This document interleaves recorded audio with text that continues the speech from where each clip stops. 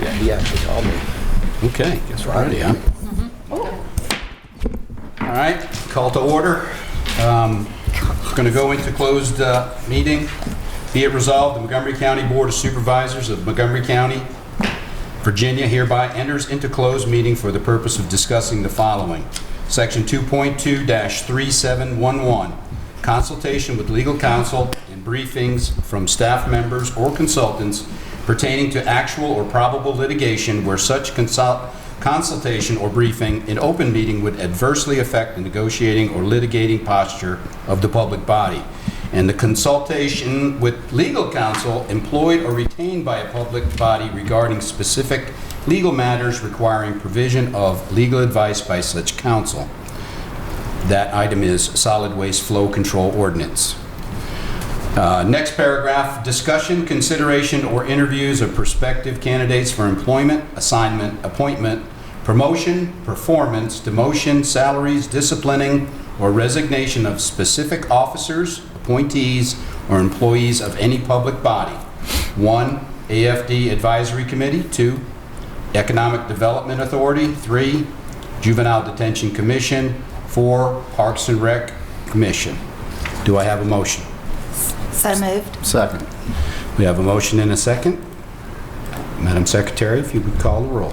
Ms. Blevins? Aye. Mr. King? Aye. Ms. Bone? Aye. Ms. Biggs? Aye. Mr. Motts? Aye. Mr. Shepherd? Aye. Chair Fitchikowski? Aye. 7 ayes. We're now in closed session. Do we have a motion to come out of closed session? So moved.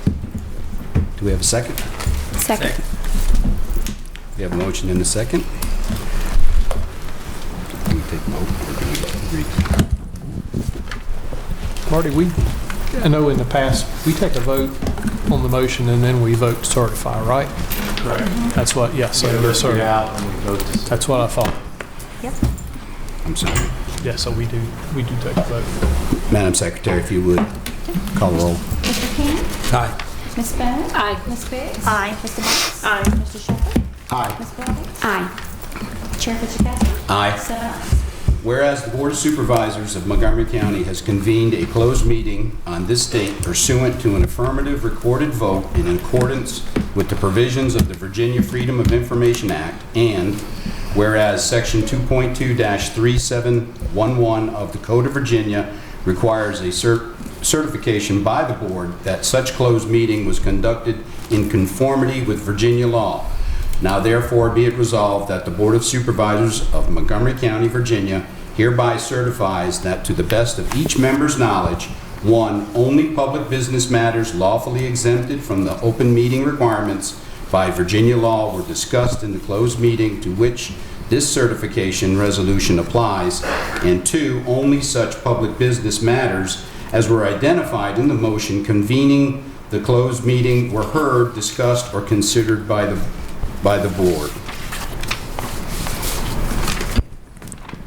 Motion and second. Okay. Do we have a motion? So moved. Second. Madam Secretary, we have a motion and a second. If you would call roll. Ms. Bone? Aye. Ms. Biggs? Aye. Mr. Motts? Aye. Mr. Shepherd? Aye. Ms. Blevins? Aye. Mr. King? Aye. Chair Fitchikowski? Aye. 7 ayes. Okay, we're going to now move to invocation and pledge, and Mr. Meadows, if you would lead us with that. Yep. If we could rise for a moment of silence, and then I'll lead us in the Pledge of Allegiance.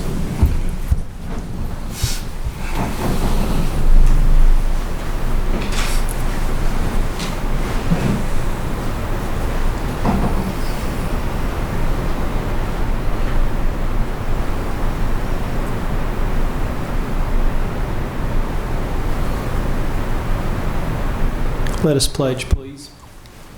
I pledge allegiance to the flag of the United States of America and to the republic for which it stands, one nation, under God, indivisible, with liberty and justice for all.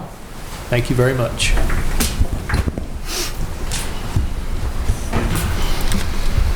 Okay, our first item is presentations, recognitions, and awards. Yes, sir. Thank you, Mr. Chair. Our first recognition this evening is the Montgomery County Purchasing Department has received reaccreditation from the Institute of Public Procurement This award formally recognizes excellence in public procurement through the establishment of a body of standards that evidence sound procurement practice.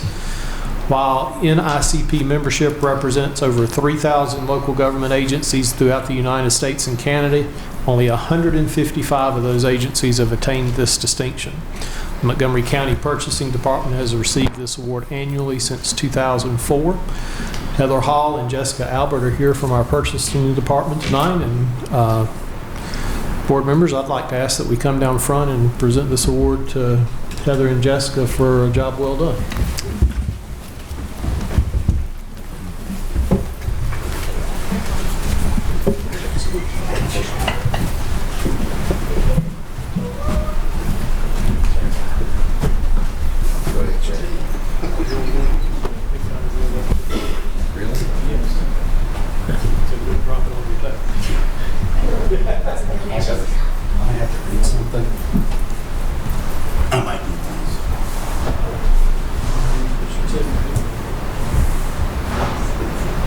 All right, our certificate of achievement, having demonstrated excellence in public procurement through the accomplishment of rigorous standards and the best practices as required by NIGP, the Institute for Public Procurement, be it known that Montgomery County, Virginia Purchasing Department is presented this outstanding agency accreditation achievement award. Congratulations.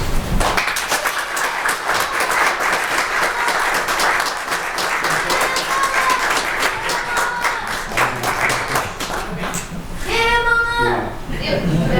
Good job, Jessica! I'm gonna let you handle it. Yeah, the first time I picked it up, I know.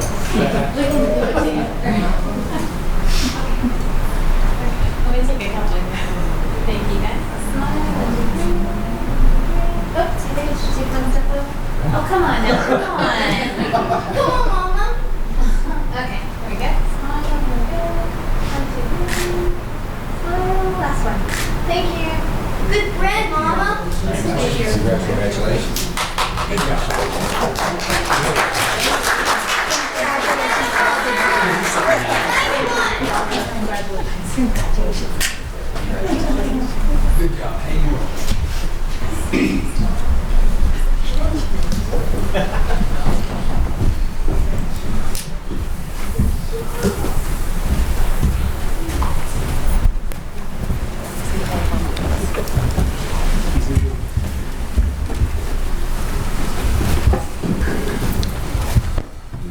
Get another one too.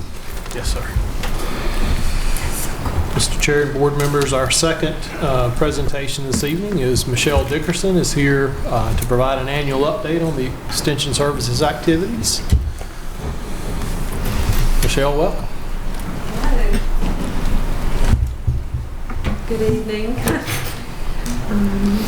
Pull up my-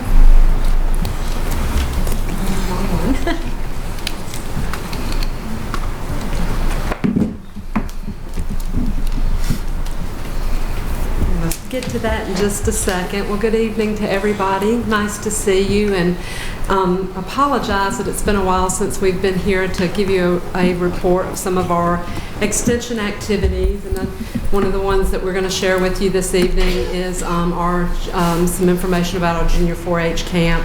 But before I begin with that, I wanted to get you guys a written report of our yearly activities.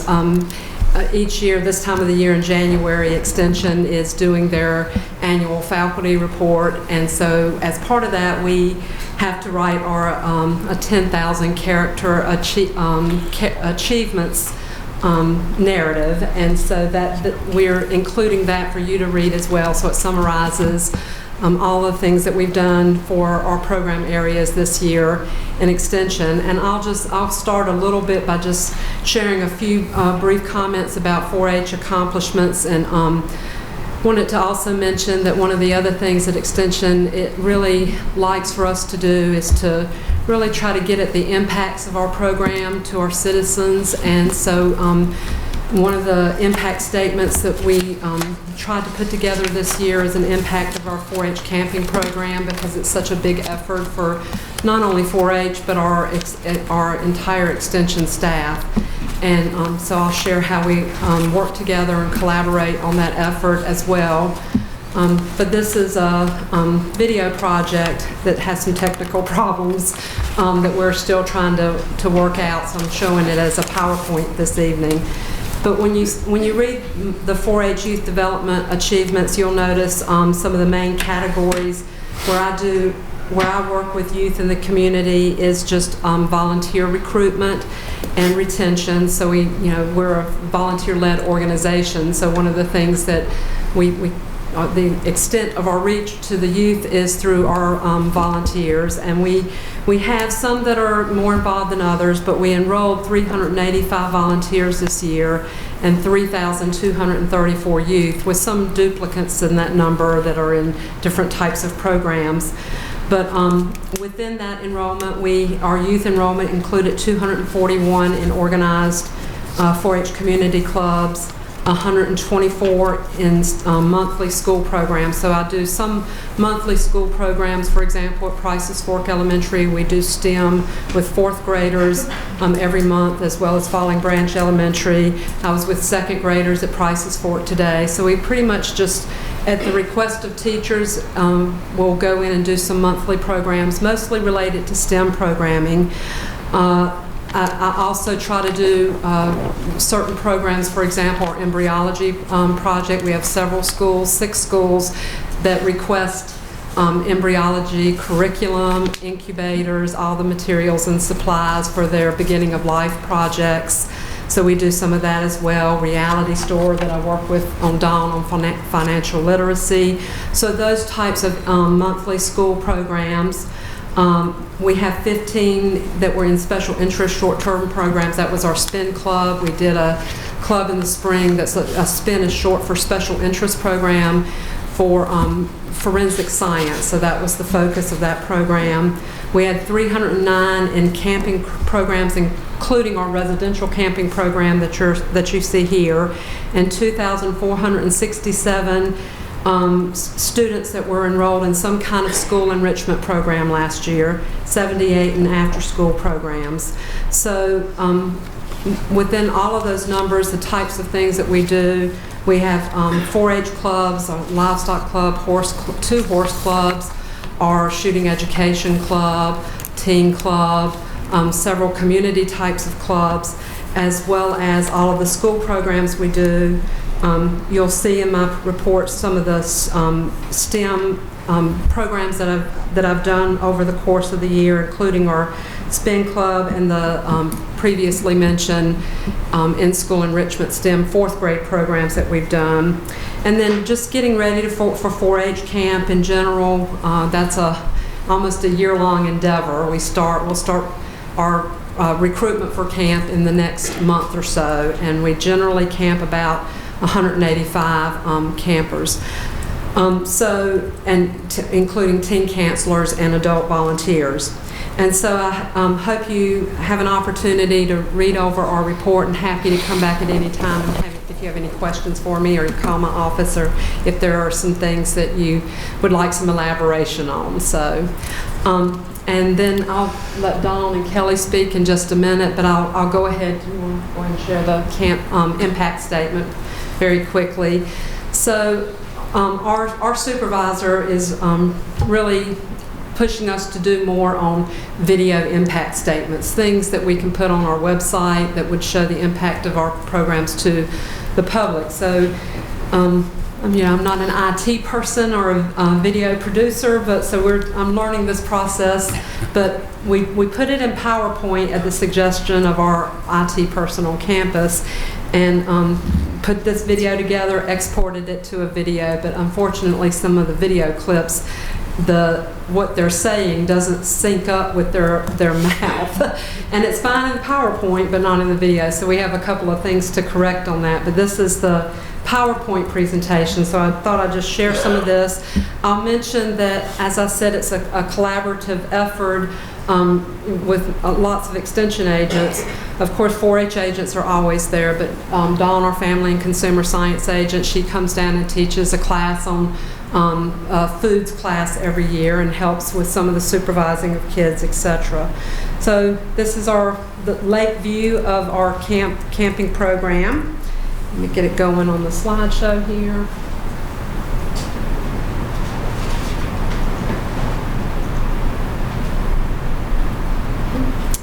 So we have beautiful views, a beautiful 4-H center. Have any of you been to our 4-H center before? So we're right on Smith Mountain Lake. Beautiful lodges and facilities.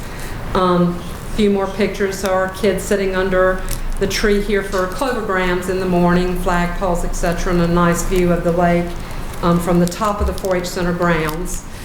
But in our impact statements, we're asked to express the need for our program, the response to that need, as well as the results for that. And so just a few statistics on the need for this type of a program. The National Clearinghouse on Families and Youth indicates that youth need development in 40 different assets across different dimensions to be prepared for life's challenges. And some of the dimensions here are support, empowerment, boundaries and expectations, constructive use of time, commitment to learning, positive values, special competencies, positive identity. And the American Camping Association, who's our accreditation organization, states that children need resiliency skills, self-esteem, life skills, which is what we really work to develop with our camping program, self-reliance and pro-social behaviors, that the camp experience offers those kinds of experiences.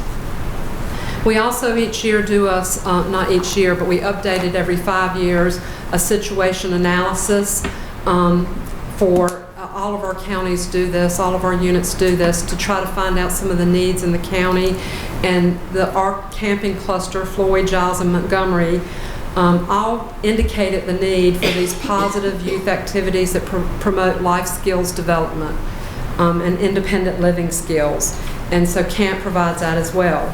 So the response to that need is certainly our camping program, and you can see here some of the pictures of our buses coming in, the entrance to our center, and our camp focuses not on just volunteer development from adult leaders, but as well as teen counselors that are learning leadership skills as well. So it helps the young camper as well as the teenagers who are developing some leadership skills as well, because they're helping to supervise kids and teach classes and assist with classes, etc. So what our camp provides is residential living with excellent facilities. They take about 40 classes. They have choices, everything from canoeing and kayaking, archery, fun with foods, the typical types of camp classes, but they have 40 of those to choose from. Recreation and swim time, evening activities, friendly group competitions. They're competing for a spirit stick every year among their different packs. Mentoring relationships with adults and teens are some of the goals of that. So this past summer we had 367 campers, teen leaders, and adult volunteers that attended summer camp and at our center. Of those, 129 from Floyd, 53 from Giles, and Montgomery had 185 during our week of camp. And that's our campfire program. And so during camp, we interviewed campers and teens and adults about some of their experiences, both for the current year or through their years at camp. And then we waited about a month and sent a survey to parents to try to find out, were there any, did camp influence your kids in any way that 1 week of camp? So these are some of the most significant results. So on a scale from 0 to 10, with 10 being the highest rating, the average rating in these areas with overall enjoyment, the mean score was 9.15. Learning skills related to independent living was high, and learning skills related to successful group living was high. And just a few comments from parents that I'll just read one from the middle here. I definitely noticed my daughters becoming more proficient in a lot of their independence. Emily, for example, is now using a sewing machine and helping repair clothes and make dolls as gifts for people from taking the sewing class, I would imagine. And then one of our video clips. Going to camp 7 years. What's your favorite part? My favorite part, taking care of campers and also going to classes. Okay. Okay. So we got a few video clips and a few more pictures. You know, this picture on the far right is our talent show, horsemanship class, high ropes, team building, low ropes, close swimming, and then one of our little dances in the evening. Another result from it, the average ratings in these areas were very high, increased level of confidence from the perspective of parents, developing new interests, willingness to try something new. And that's one of the things that we really see, is that they're trying some things they might not otherwise try, and just learning new skills. So a parent said he just talked with confidence and pride about the things he got to do, said he could change his oil now, because we teach auto mechanics, so maybe one day he might be changing his own oil or changing the oil of his parents' cars. This is our Camps Learn training class, so one of their team building activities.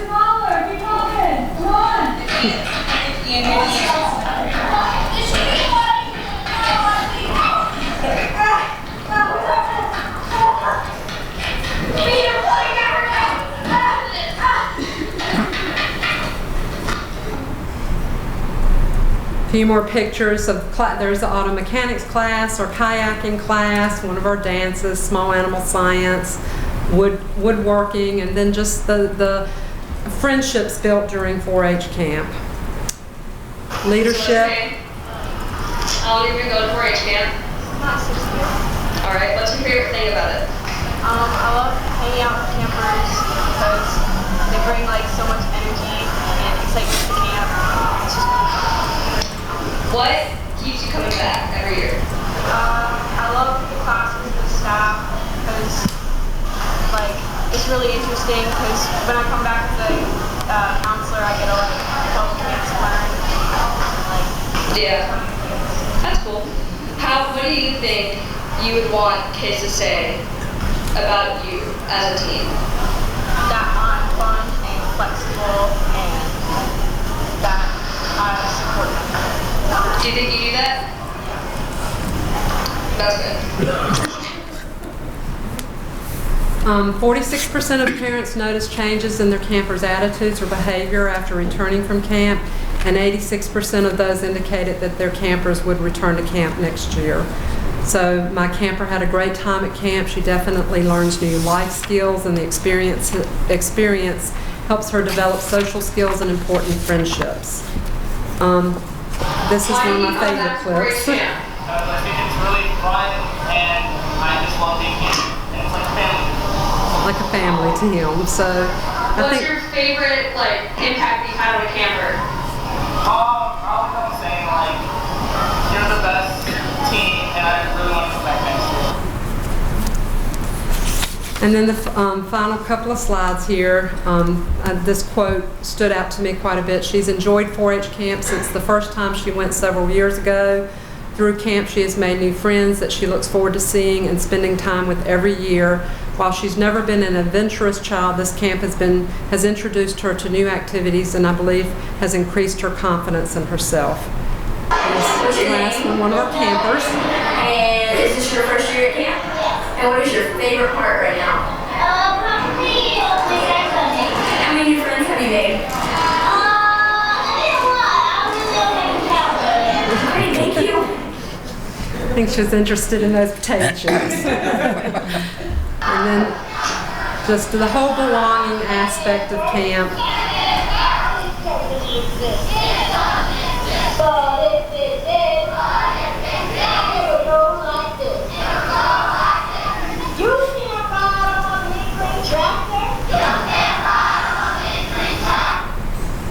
And then that's it. So hopefully this gave you some kind of just appreciation of, that one young man said camp is like a family, and I think for a lot of young people it's like a family to them, especially when they go year after year and become leaders for camp.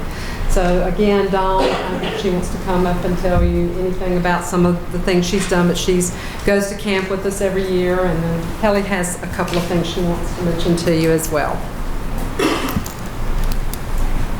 Good evening, everyone. I'm sure I won't take a lot of time and go into great detail, but I am the Family Consumer Science Agent that serves both Montgomery County and Floyd County. And in the report, you'll find a little bit more detail about what I do. My programming centers around financial literacy for both youth and adults. Most of my audience is adults, but every now and then I get the treat of working with youth. Also, community viability, food, nutrition, and health are probably the three most common program areas within which I work. After you read it, if you have any questions along the way, please don't hesitate to give a call. If you have a question, give me a question or two, and if you ever have any needs for any programs, please again also contact us. Thanks. Well, good evening, everyone. It's great to see you guys.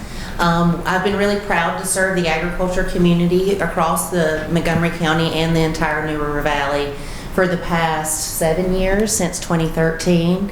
I am going to be leaving this position, so next week is my last day, the end of this month, so it's crazy to believe that it's already at the end of this month, but I'm going back to agriculture, going back to farming. But I just wanted to say thank you so much to the Board of Supervisors for your continued support of Cooperative Extension and everything that you do to facilitate the relationship to make this all possible. It's been a true joy to work with Dawn and Michelle with all of our community garden and local food work, the things that we get to do together. But my heart truly is serving farmers, and I just really appreciate the opportunity to have been able to do that for almost a decade. So thank you very much. Do you have any questions? Just checking to see if you had any questions before. Do we have any questions? Supervisor Shepherd? I don't have any questions. I just want to say I appreciate everything you do. I think it's a great thing for the kids to get to do those activities. Thank you. Supervisor DeMonts? Well, as a parent whose kids went to 4-H camp and came back screaming and yelling and singing all the songs forever, they really thoroughly enjoyed it. I know the impact that it had, especially on my daughter, who tends to be a little bit more introverted. Right. And she really came back changed and more confident from that experience. So I cannot say enough about the wonders of 4-H camp and how enjoyable it is for the kids and what it does for them. Kelly, we're really, really going to miss you. We are too. Again, thank you for the presentation you gave at the Onward NRV Investor event. It was amazing to me how you were able to stand up and speak completely unassisted, no notes, with such great detail on the work that you have done. So we are certainly going to miss you in Montgomery County, but best of luck to you. Supervisor Biggs? I would just say the same thing, Kelly. We're really going to miss you. And as far as the camp, I think the 4-H camp is one of the best things we have for our kids. And it just brought back memories of a long time ago when I was a camp counselor. It's so much fun for the adults, too. Oh, it is. I mean, it really is, because it just, It is. We have a group of adults that go every single year. Keep it up. Thank you. Supervisor Blevins? Just wanted to say thank you. This is a great program. Of course, looking at all the kids, the excitement, and who doesn't love to go to camp. So we appreciate and we will continue to support you. Okay. Thank you. Supervisor King? Thank you for all your hard work and good luck in your future. Vice Chair? Thank you for what you do. My kids didn't go to 4-H camp, but the people that I do know who their kids went always had a fabulous time. I do have a question. Sure. Two questions. One is, in your presentation, you mentioned a number of over 2,000. Mm-hmm. Is that Montgomery County specifically, or is it the 3 counties? That's Montgomery County specifically for the school enrichment and all of those kinds of things. So we include all the kids that are participating in the embryology project, all the school programs that I or my 4-H program assistant does. We do archery in the schools with Blacksburg Middle School for all of their health and PE students. That's a ton of kids in and of itself. So it includes everybody that comes into contact with 4-H in some form in the schools. So. Perfect. And then with the family and consumer science, the financial class, does that tie into, I'm sorry, my younger son was the first class to be required to take that Virginia State financial class. Right. Does the family and consumer science programming that you have tie into those SOLs or that class specifically, like a certain segment of that class? How does that work? Absolutely, it does. We have several financial literacy programs, and maybe Dawn's best to speak to this because she's the person that has that expertise. But Reality Store through the high school is one of I'm going to let her talk about it because.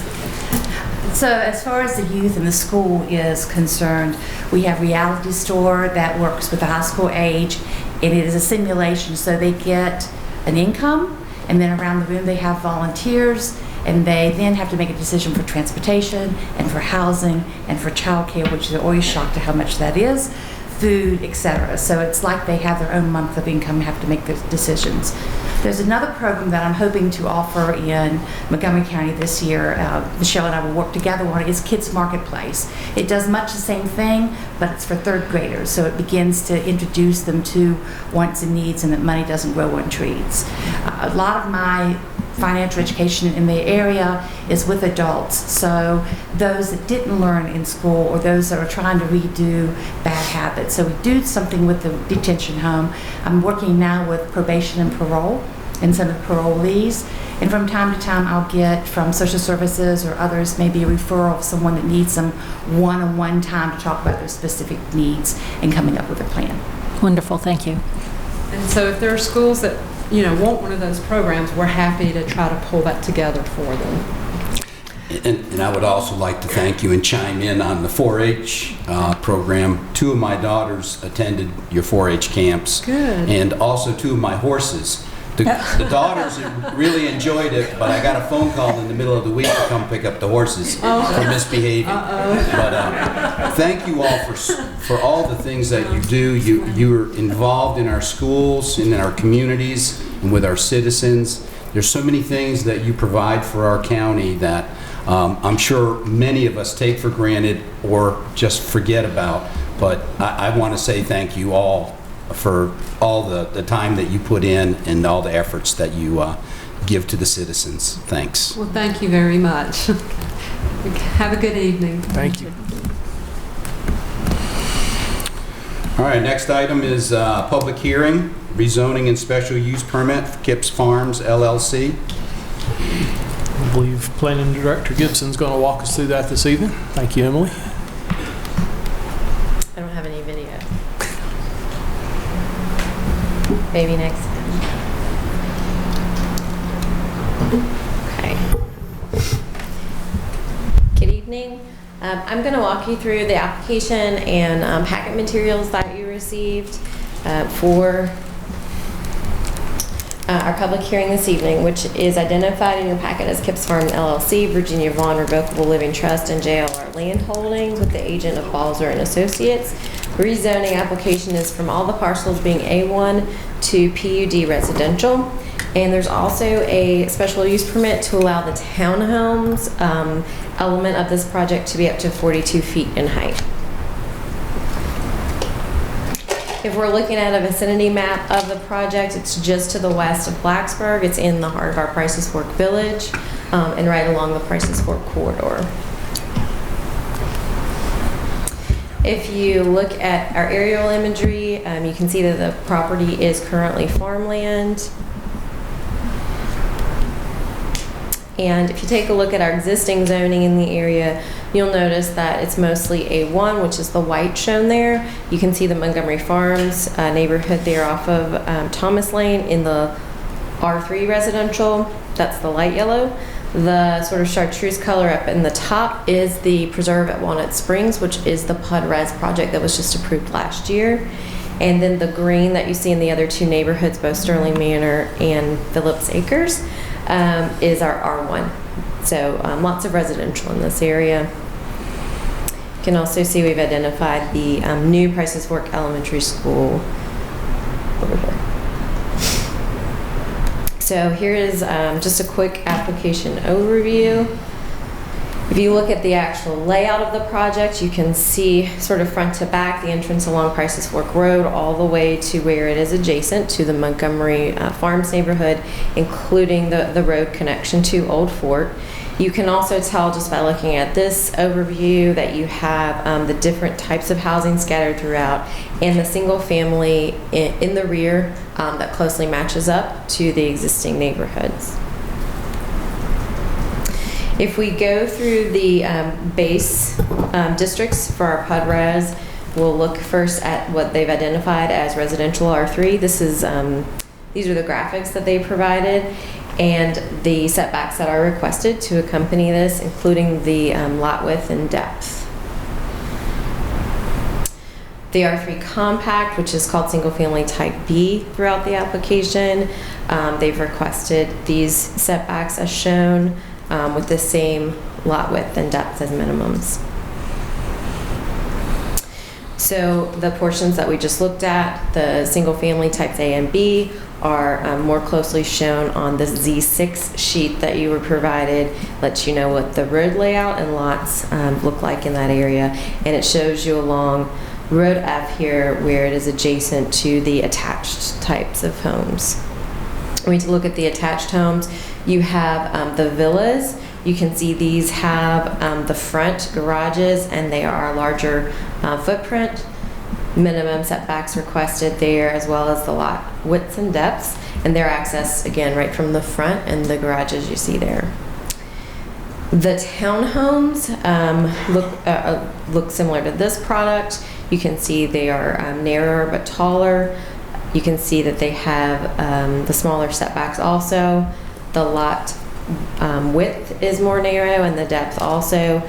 And this is the type of housing that specifically the SUP applies to. So the townhomes, not the villas or the single family, townhomes only could go up to 42 feet in height, which exceeds our basic height of 35 feet. And those are, you can see there are no driveways in the front, accessed in the rear by the private alleys. And this is a close-up sort of on that section. You can see the entrance along Prices Fork and the general road and alley network there. And this is sort of turned so it looks a little different, but it does give you the best view. You can see both near the entrance where the recreation area is on the far right of the screen. You can see the road network with the unit types and internal road system. You can also see this parking area that's identified here next to the vacant parcel. This parking area is an element that we'll talk about shortly that allows this project to have a pedestrian tie-in to the elementary school. So the application worked with the Virginia Tech property that's vacant between this property and the elementary school to coordinate a walking path there. But certainly it's a large project and sometimes we don't have the best weather, so it allows people to have a place to drive up to if they live further out in the neighborhood for that connection. So next we're going to look over the impacts of the application that were reviewed. We'll start with transportation. One of the graphics you have, Z8, shows you sort of a color-coded breakdown of the road network. And this road network ultimately looks the way it does now after much review. It has one main intersection as a roundabout on Prices Fork Road. There's a second connection point that's currently identified as emergency only, and we'll talk about that again coming up in the analysis. The future connectivity of this project is really a key element. Not only does it do the tie-in to Old Fort Road that I brought up earlier, which takes an existing road network and existing stub street and gives you the tie-in that was planned years ago. But it also has other future road connections for us to plan for years from now. So it has a connection to what's identified just loosely as the Wall Farm property. It also has a connection to the North Star Church property, which is currently under construction. There's another piece of property owned by Virginia Vaughn that has a stub. And then the Virginia Tech property that I mentioned earlier, there's a stub to it as well. The connection for the pedestrian access to the elementary school, they do have a written agreement from Virginia Tech allowing that access already. The developer proposed this roundabout entrance that you see here. It really addressed a lot of the level of service intersection concerns that came in the first application. So we're all familiar with the numbers that we crunched on recent applications to know about the traffic and the AM peak in this area.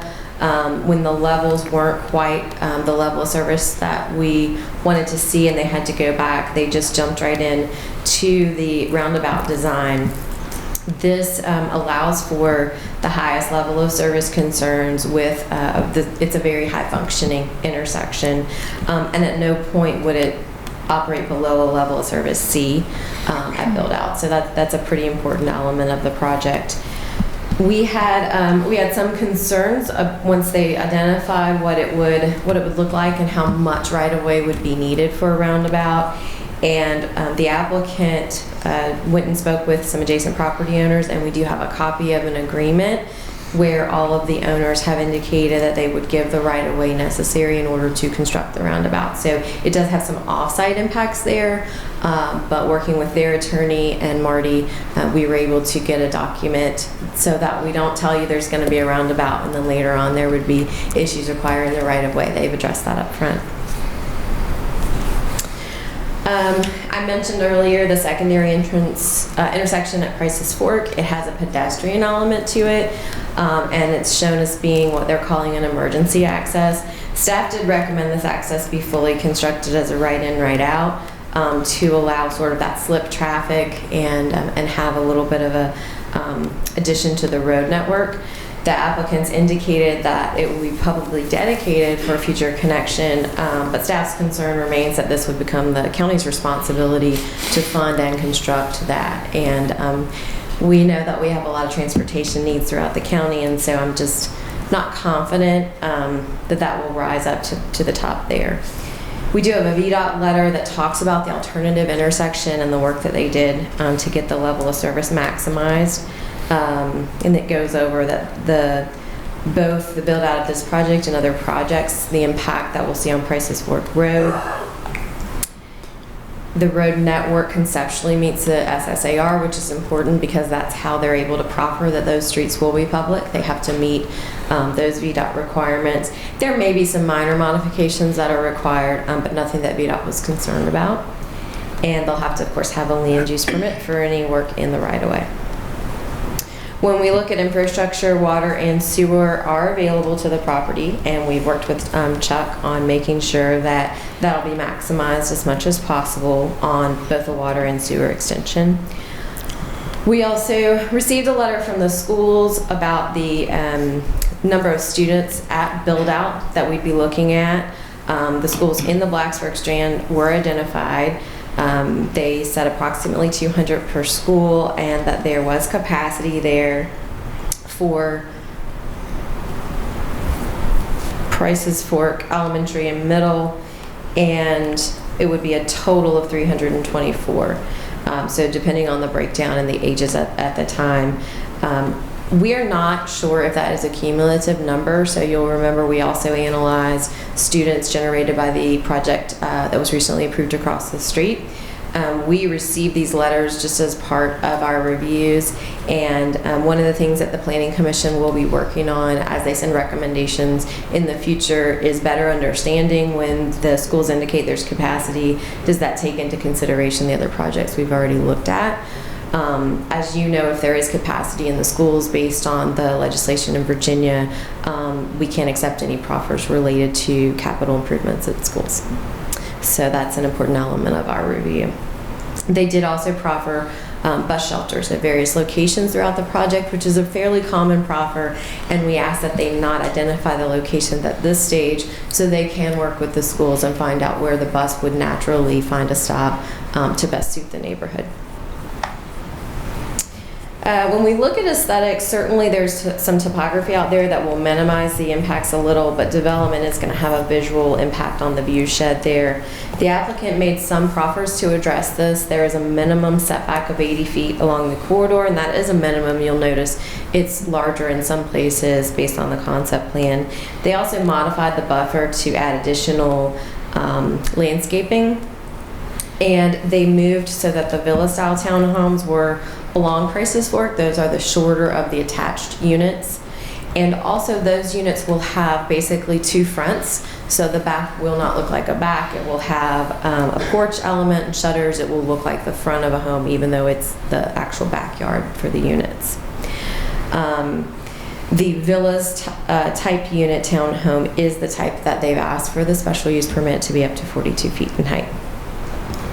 Environmentally, there's no impacts to any wetlands or floodplain, and of course they'll have to meet stormwater and E&S requirements.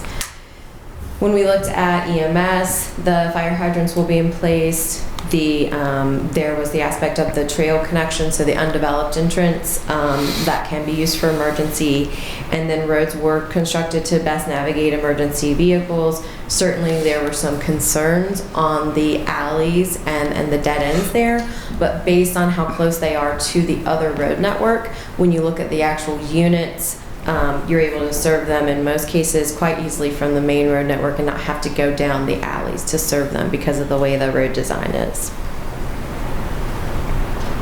The next element we'll take a look at is consistency with the comprehensive plan. This project is wholly in what you see as the lavender light purple color there, which is our traditional neighborhood design designation in the comprehensive plan. And when you think of traditional neighborhood design, this is certainly a project that comes to mind. We talked about the alleys, the rear loading garages, the density and the mix of uses, the mix of housing types. It is a good fit in that aspect. But when you dive deeper into just looking at if it qualified to meet our minimum rezoning requirements, it did. And that was both for infrastructure service, the road network, the amount of open space that they've provided, the interparcel connectivity, pedestrian connectivity within the project and extending to the edges of the project, and the buffers that were required per code, including intensifying the one buffer next to the existing residential. When we look at housing, there's actually 4 different housing types that are shown here. The single family attached and detached units, and whenever we see a mixture of housing types, it does typically provide for a mixture of income levels and housing prices. And we know from our neighborhoods and what we hear from citizens, this gives you the opportunity to downsize or upsize depending on where you are in your life by having those townhome and then single family units. I've already spoke about the traditional neighborhood design. This is a density that we call for, as well as the types of uses and design elements that we look for. Smaller lots to locate near the rear of sites. This is an interesting element because we already had single family developed in the rear of what is this project based on its size. We didn't actually push the attached housing to that edge because that would have had larger incompatibility. So the buffer is there off of the main corridor. The attached units are in the middle, and then the single family detached units are close to the existing single family detached units of Montgomery Farms and the adjacent neighborhood.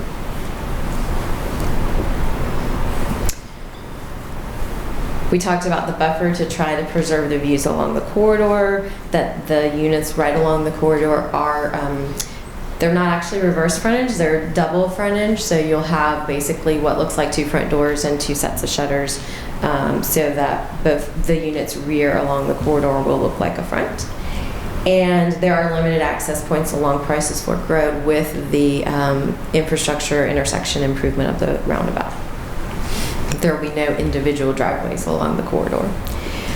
This gives you a snapshot of all the elements of the comp plan we evaluated for consistency when we did our analysis. So when we take a look into the analysis, the zoning is obviously more intensive than A1, but is supported by the county's comprehensive plan and village plan.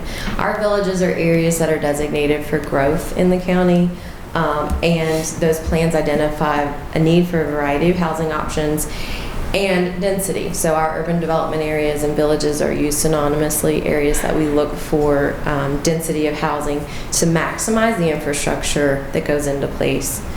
There's a high demand for housing in this area. We specifically looked at it keeping its character of the village, but also being able to serve what certainly is the nearby town of Blacksburg, with units that are specifically not targeting a student population with the single-family homes, the maximum of 3 bedrooms in the townhomes, just to really give, although our market is what our market is, certainly the chance for the project to remain community-centered and not target student housing. Attention's been given to the character, and we talked about some of that, both the height and the setback and the additional landscaping. The open space in the project is both active and passive, so they are proposing to have a community clubhouse, playground, and then they have trails throughout. And we know from our time in the Prices Fork Village working on the plan that trails and pet access is very important to the community there. We talked again about the intersection along Prices Fork Road, using the roundabout to really maximize the level of service. We have the written agreement from the owners impacted by the construction of that. And then I also brought up that the second access point will be platted as a public right-of-way, but not constructed to actually serve as a functioning element of the intersection other than for emergencies. The road network has a series of both our public streets that meet the SSAR requirements as well as the private alleys. There will be a homeowners association to ensure that those are maintained and built to minimum requirements. Those stub connections, again, a real high point of the application, because when we looked at the aerial before, you could see the undeveloped land. But we know from the applications that we have both already received and expect to receive that this village is a village that we will be looking at more units in sooner rather than later. And so the road network that allows neighborhoods to connect to one another without having to go to the Prices Fork Road corridor to get around is certainly what the village plan talks about.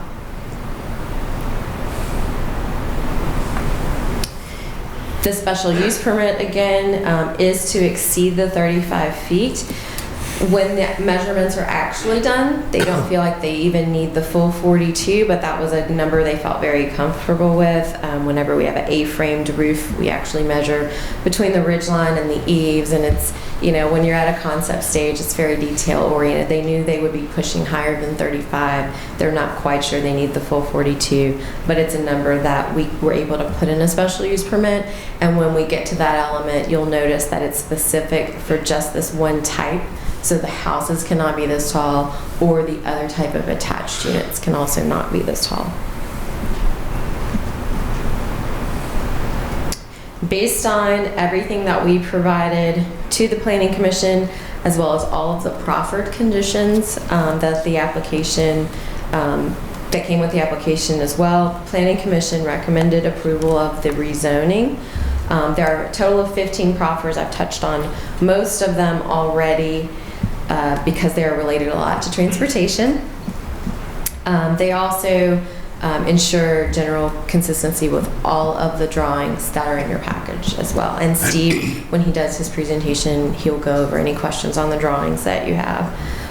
It covers the future connectivity, the dedicated right-of-way, the bus shelters that will coordinate with the schools, the maximum of 416 units, the maximum density of 3.86, the townhomes having no more than 3 bedrooms per unit, the modified buffer,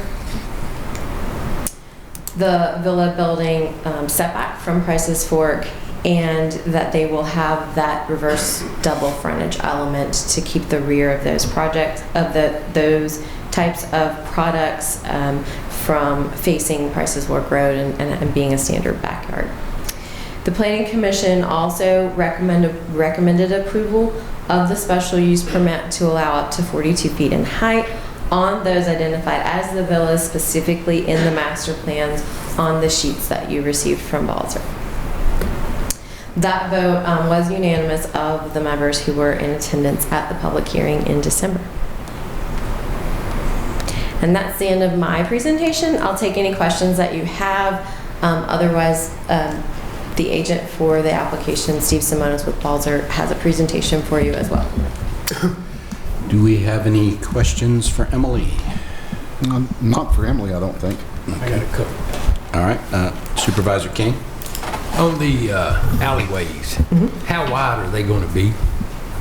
How wide are the private alleyways? Yeah, I was just noticing your townhomes is solid, Mm-hmm. and if the middle one catches on fire, you got to have some way to get the hose instead of going through the front door if it's in the back. I'm going to go ahead and pull up Steve's pictures. And we can go to the close-up of this area.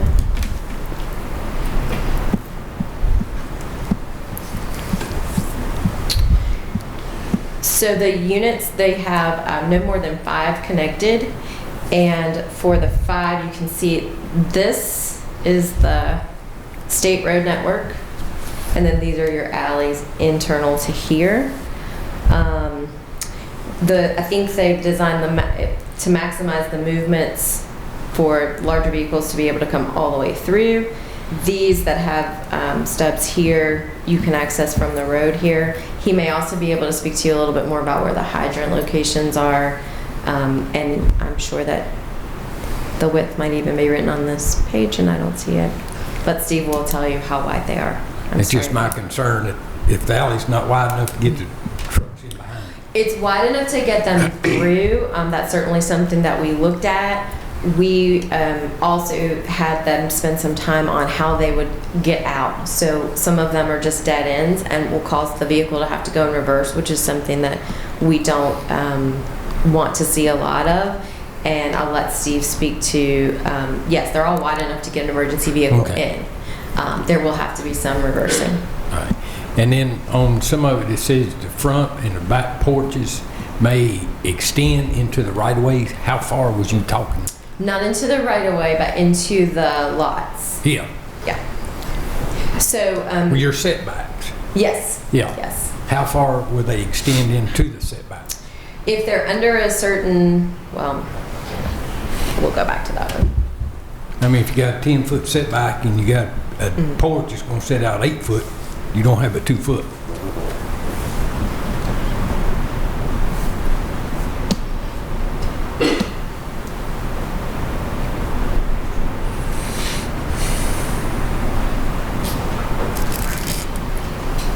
It's already in the county code. It's not a special requirement here that as long as they're not over a certain height, they can already project into yards.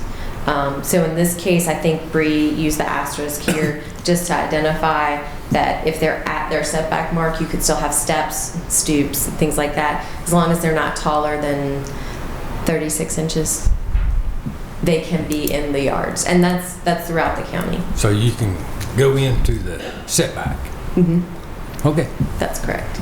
Yes. Thank you. Mm-hmm. Are there any more questions for Emily, or do you want to wait to hear from Mr. Simonis? I had a question. Emily, when you talk about the capacity for the students of 200, and then you said a total of 324, because obviously we're already looking at overcrowding Christiansburg area, and we want to make sure we have foresight for infrastructure for schools. You're not sure if that was the capacity for this project or a total of what they can handle? So we're not sure. The letter we received from Mr. Krantz did not specify that, and that was probably one of the only things that the commission was pretty concerned about, because we have the project across the street that took capacity. We have the project that's further down Merrimack, our single-family detached project that CHP did that had capacity, and those have all come before the school for review in the last year. So, but they didn't specifically say whether they counted those units, kind of set those aside. or whether this was sort of a first in sort of thing. And as I mentioned, we're very concerned about that also, because there was a time where we could talk about the additional students, and right away an applicant could try to offset that impact by proffering something tied to school capacity, and that's not the case anymore. So if there is capacity, they are allowed to use it. And so we're going to try to fine tune that a little bit more. The letter we received from the schools did not identify whether they had already subtracted out the capacity from the other projects or not. Okay, and also we'll talk about possibly the public right-of-way that would be for emergency use, and you mentioned that the county may be responsible later down the road for that. Can you explain that again to me? Yes. So if we look at sort of the second entrance here, you can see grayed out is the asphalt that basically is part of the road network the applicant is planning to build. And you'll notice here the asphalt ends and there's a trail that connects up to Price's Fork Road. This area, whether it's through breakaway bollards or something like that, they've identified could be emergency access for vehicles, but they're not actually taking this right away that they're willing to dedicate and making it so that vehicles utilizing the neighborhood could ride in or ride out here. We know it's probably not enough space for a full intersection, and I do believe they even looked into whether there was even enough space for ride in and ride out there. So I'll let them speak to why that still remains there. But yes, if they dedicated it to us and we accepted it, then future connection, if it was ever constructed, would be through our funding sources or VDOT's funding sources. And one last question. On the rating for the traffic and a roundabout will help alleviate some of that congestion, you said it would not be below a sea level. Do you know what the current level for that on Price's Fork Road is now? Well, that's the level of service at the intersection. Since there's no intersection there now, it's hard to say. There's also levels of service that talk about just the movement of vehicles along Price's Fork Road, and actually that level of service is fairly high. I don't know if Steve knows it specifically. We analyzed it pretty heavily with the other application.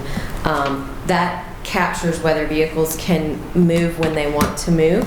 So it can be a little bit misleading, and they might be moving slightly slower than they'd like to, but it is fairly free-flowing through Price's Fork Road. The level of service at the intersection, which is completely borne by this application, we wouldn't want to see lower than that sea level, because that will have the least amount of impact to those who decide to live in the neighborhood, as well as those who are already using Price's Fork. So level of service C means there's not a long wait to be able to enter or exit. Thank you. That spurred one question. So what is the level of service at, say, McCoy Road in Price's Fork? I could look that up. Oh, you don't know? No, I don't know. Do you know any of them? I Off the would top of your head? say Like Brooksfield or?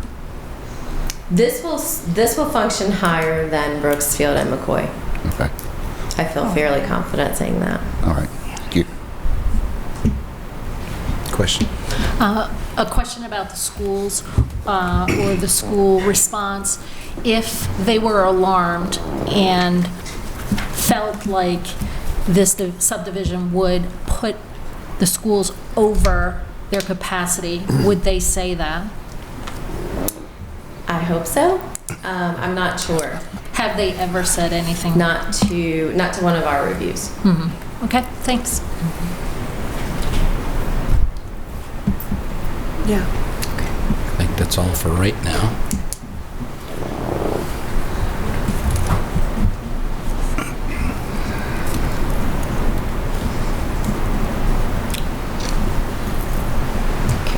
Mr. Simonis has a few things to go over. Thank you. Good evening. Can I say Happy New Year? It's still January. Happy New Year. Steve Simonis of Balzer & Associates. I'm here tonight with a small football team of people here. Mainly Georgianne Snyder, Falkingham, and Mike Snyder with Snyder & Associates, who are part of the project, and Todd Robertson with States and Homes as well, and some of their team. So any questions you all have tonight that I might not be able to answer, somebody on our team I'm sure can. I wanted to thank Emily for the presentation and just staff through this whole process. It's a big project, and we spent a lot of time talking about it with Planning Commission and staff over these last few months. And one of the things that we really wanted to look at on this was communication. So Emily touched on all the big pieces of it, and I just want to step back into some history as far as where we started and why we are where we are today. As Emily stated, it's 107 acres. We're looking at 4 different unit types, 154 single family, detached lots, 84 of the villas, which are the short, the smaller attached units, and then 178 townhomes. Emily mentioned that a reason for this, and she was dead on when she said the mix of housing types, that's really important for our development to be successful. It hits different price points. It also helps with our absorption rate. The more people we can get into a different housing type, the quicker the project can move through the process. And we're looking at about a 5 to 8 year total build out on the project right now, which is what we've projected through our study and our traffic studies as well. Early on, before we submitted our first application to start this process, we held a neighborhood meeting out in the Prices Fork area, held at the new Prices Fork Elementary School. That was held on September 18th. We sent out over 400 postcards or mailings out to all the neighbors in the area to invite them to come to this. And this was really just to get to know us, explain what we were hoping to do with the project, and hear early on any of the concerns or issues residents may have. There were approximately 50 attendees at that meeting that evening. We were there for a couple hours. Topics of discussion included traffic and density, school capacity, what we could do to keep out student housing, timing of construction. Have we gone through and reviewed the county's update to the comprehensive plan for Prices Fork, price ranges and affordability, and the Southgate connector. So we got a lot of good information from the neighbors. We went back and adjusted our layouts a little bit for our first submittal. And since we've submitted, along with comments from staff and from VDOT, from the county attorney, we've continued those conversations with the neighbors throughout this entire process. We've met with groups of neighbors. We've met with folks individually about concerns they've got. Mike and I met with a gentleman a couple Saturdays ago who's currently experiencing some drainage issues in his yard, and we were trying to figure out if there's a way we can help him when we develop this property to help alleviate some of the concerns he's got just as an existing condition. So drainage issues, the roundabout, putting up some additional landscape screening as we move through the project.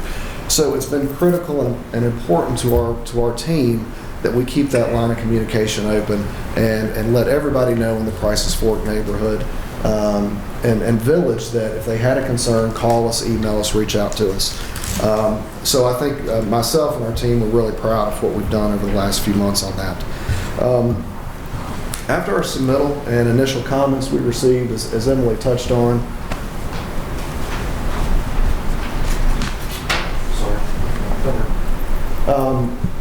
originally in our application, we had actually 2 access points into the property, one here and one here that Emily was speaking about earlier. Those were full access, right, left, in, and out. We did not have the roundabout at the time. When our third-party consultant did the traffic analysis of that, it got us at it was at an F level of service, and obviously VDOT and the county said we can't have that. So we went back, re-looked at it, and came up with a roundabout solution, which if you take all of the traffic from our neighborhood as well as a percentage of traffic that we work with VDOT on as far as how much of that traffic from Montgomery Farms may utilize this road. As Emily stated, we were hitting a level of service C with the roundabout. That's obviously a very high functioning type of intersection. To speak to the question on why we didn't go ahead and put a right in, right out, one of our neighbors, the Surface family, lived right here, and there were some concerns early on that when we had a full access here and full access here before the roundabout, we had to have right turn lanes, we had to have left turn lanes, and that really started to expand the right-of-way that was going to be needed in there, and we were concerned, as she was as well, that it could impact her property. When we went to the right in, right out, to the roundabout option right here, and we went back and looked and spent some time talking with VDOT about what a right in, right out would look like. The concern that we had and the concern that VDOT had was that if you didn't extend that slip right, that right-hand turn you're making out of that, extend it far enough down the road, and put what VDOT likes to call a pork chop. So if you can picture a little pork chop island to keep you from making a left, you've really got to make that long in the eastern direction to keep somebody from making an illegal left-hand turn, which could cause a lot of problems with the opposing intersection across the street. So from our analysis and our discussion with VDOT and our traffic engineer, this made the most sense to us, is to just keep the roundabout. Again, as Emily stated, it is dedicated right of way. The comprehensive plan does show for a trail connection on this side of Price's Fork, so we thought this would be a great opportunity to go ahead and extend our full sidewalk section into a trail and connect there in the future. And if anything happens, if Price's Fork widens, if there's any changes to that intersection, the right of way is there. But we don't anticipate any need for an improved intersection for our project at this point.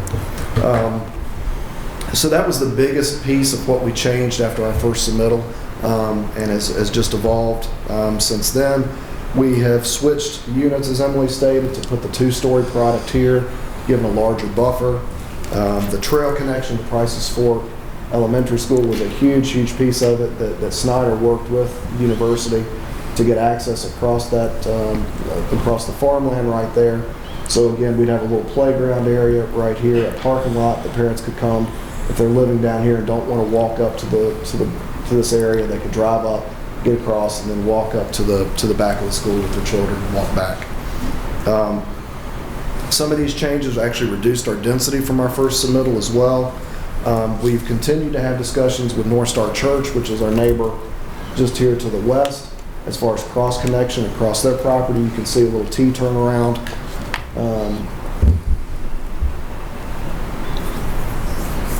See it a little bit better right there. So we're still in conversations with North Star about whether we go ahead and make that connection now. We thought it'd be a great opportunity for residents in our neighborhood to be able to worship there at North Star if they so choose, and that would give them a direct access, and again, without having to jump back out on Price's Fork, run down the road a couple hundred feet and make another left-hand turn in. All the roads in the property, the public roads, will be built to public and VDOT standards. Everything will have curb and gutter. We'll have sidewalks on both sides of the street, so this is a very walkable, pedestrian-friendly neighborhood. That was a big piece of the overall layout that we were shooting for. Multiple road connections, as Emily mentioned, to address future connections. And again, in the comprehensive plan, there has always been a concern and an item to make that connection to Montgomery Farms. As anybody that knows the area out there, Thomas Lane, it's a small road in some sections, and there is a large amount of residential development back there that just has to utilize this. So this makes a huge connection and hopefully a benefit to the overall transportation and emergency access network to that subdivision as well. And we talked about the other connections down here on the south side of the property, the one over to the Virginia Tech property as well. We talked about the traffic analysis. That was done by third party. We went through a couple iterations on that with VDOT and ended up with our roundabout. To touch on Supervisor King's question on the alleys themselves. So Mr. King, we've got 20 and 24-foot alleys in there. Most of them are 24. We wanted to be sure there was enough room as you would in a normal parking lot, that you've got a full, two full drive lanes on each side. We also did take our software and run a fire truck through the alleys, so you can make that movement around. I'm sure you could probably make it better, not cut on the computer, but you can make those movements with the fire trucks as well. We have had discussions with emergency services to be sure our fire hydrant spacing is adequate. So especially these areas around the loop, you could fight a fire from the loop road here and make it down those alleys with that 24-foot width. And the last piece of it is the recreational parts of it. Obviously, there's going to be new density. There are going to be new families here. And to create a neighborhood atmosphere, we do have a community center, clubhouse area with a planned pool and outdoor areas, gazebos, a little parking lot area back there for it. And then throughout the project, you can see these little green areas that we have in some of the higher density areas, where again you could go in with playground equipment or something that's would work well for the folks that are going to be living in those townhome units. And I guess the last piece, we do have stormwater management that we've looked at already. We've had discussions with PSA about water and sewer service, and we spent a lot of time going back through the comprehensive plan, the one that's there right now, as well as the updates, and really looking at some of those items that were touched on by staff and the residents in the Prices Fork Village, and being sure that what we presented to you tonight was really what we felt in line, in tune with the village plan itself. I'm not going to read through all my proffer statement again, but I'm here to answer any questions the board has, as well as Todd and Mike and Georgianne and the rest of our team. Okay, thank you. Supervisor Shepherd, you have any questions? So you think the proposed build-out time frame is going to be 5 to 8 years? 5 to 8 years is what we're anticipating right now. I assume the roads will be built first? Yes, sir. So we don't have an exact phasing plan yet. Now, we do have within our application that the transportation improvements along Prices Fork will be in that first stage of development.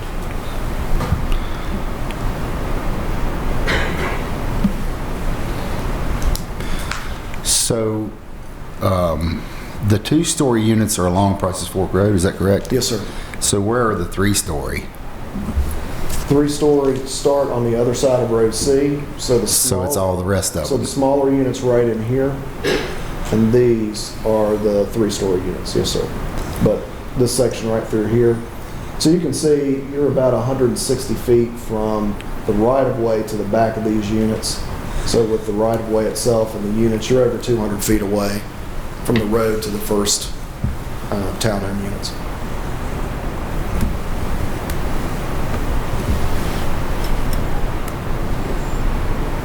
That's all I have right now. Supervisor DeMonts. Okay, I have a bunch, and they're going to be very scattered. Okay. The parking for the townhomes, and I guess it also applies to the villas, it looks like from the diagrams that they're one-car garages with kind of a long driveway. Mm-hmm. Is the intention to triple stack if there's, say, 3 residents with 3 cars, or double stack there? They would stack, yes, ma'am. Is there any additional place for those residents to park, like any So large? we've got we can park on the streets. Okay. Yeah, so it's public parking on the streets from VDOT standard, and then we have a couple little parking lots, around through the neighborhood around the amenity areas.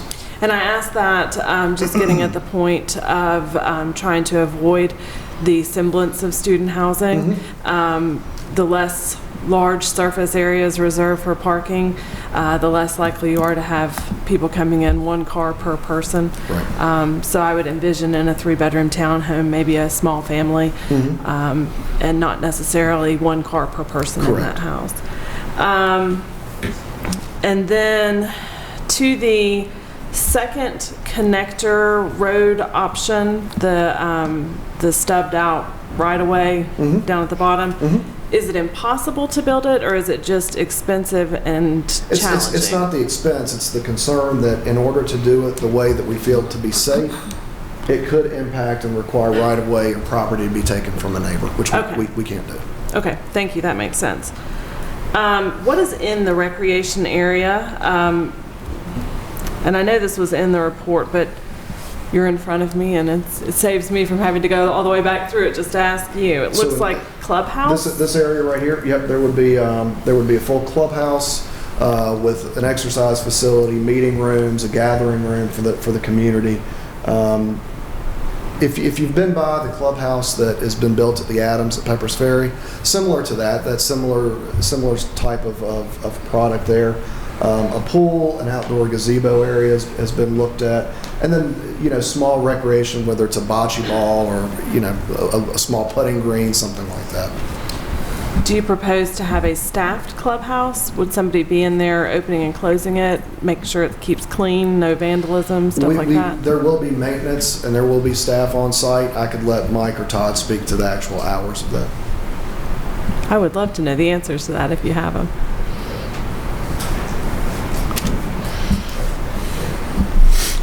Just wanted to give you an opportunity to come up and get on camera. Thank you. appreciate being here tonight.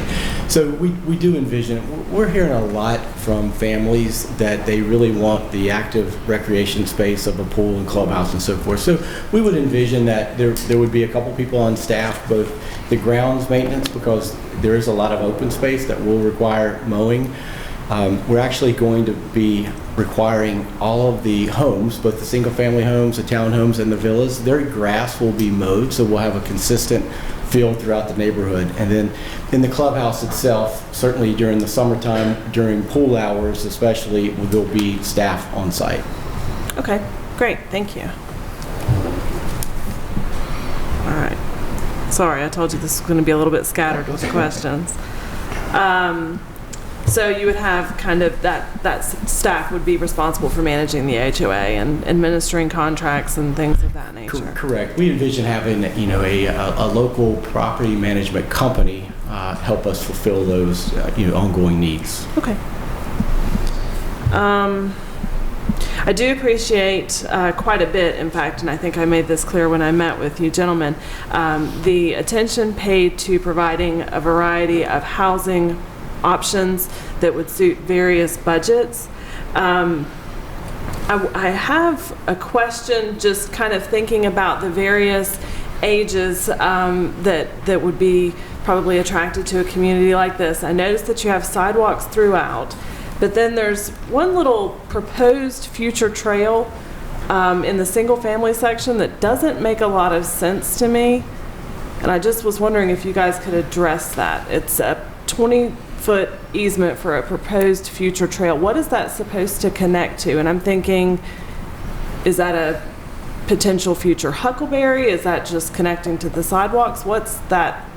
So early on, we had gone back through and looked at the comprehensive plan. Can you speak into the microphone, please? There are call-outs in the comprehensive plan for basically a parallel multi-use trail in the Prices Fork area, basically from east to west, that would parallel Prices Fork. At this point, there's no connection, obviously, on either side. But what we didn't want to do is we didn't want to cut off the opportunity for that to never to happen because of this development. Okay. So as we looked at it, there wasn't really a need with the trail connection that we've got here, the sidewalk infrastructure, but we didn't want to stick a couple lots right in there and limit that ability. Well, that answers my question, because it just didn't make sense to me, this little short section of a proposed future trail to what? Right. So, and on the same subject of trails, for the Prices Fork Connector Trail, is the proposal to build the trail all the way to Prices Fork, or just to build to the lot line with the future hope that the other landowners would construct the rest of that trail? Are we talking about that little? The one to Prices Fork Elementary School. I'm sorry. I'm sorry. So go ahead, Mike. Mike Snyder. The plan would be to take it all the way to the bus drop-off area at the back. I talked to Tommy Krantz about location.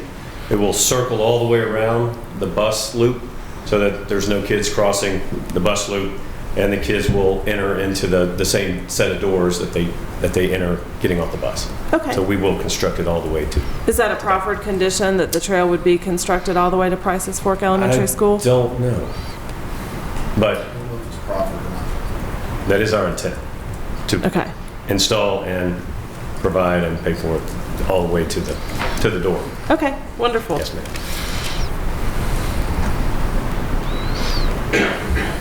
Oh, and then a final question, again, totally different topic here.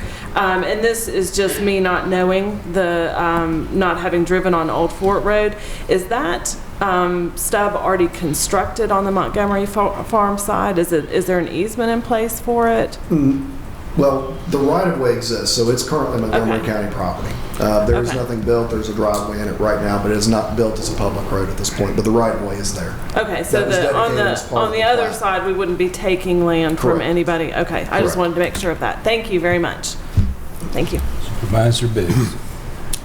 Well, my question was the second access, and I understand why you all aren't approaching that. But if in the future the county did have to do something, then we would be the ones that would have to talk to the landowner, right? Just so. Would be done, yes. Yeah. I had a question to follow up sort of on Supervisor DeMont's, the trails. Are they paved? Yes, ma'am.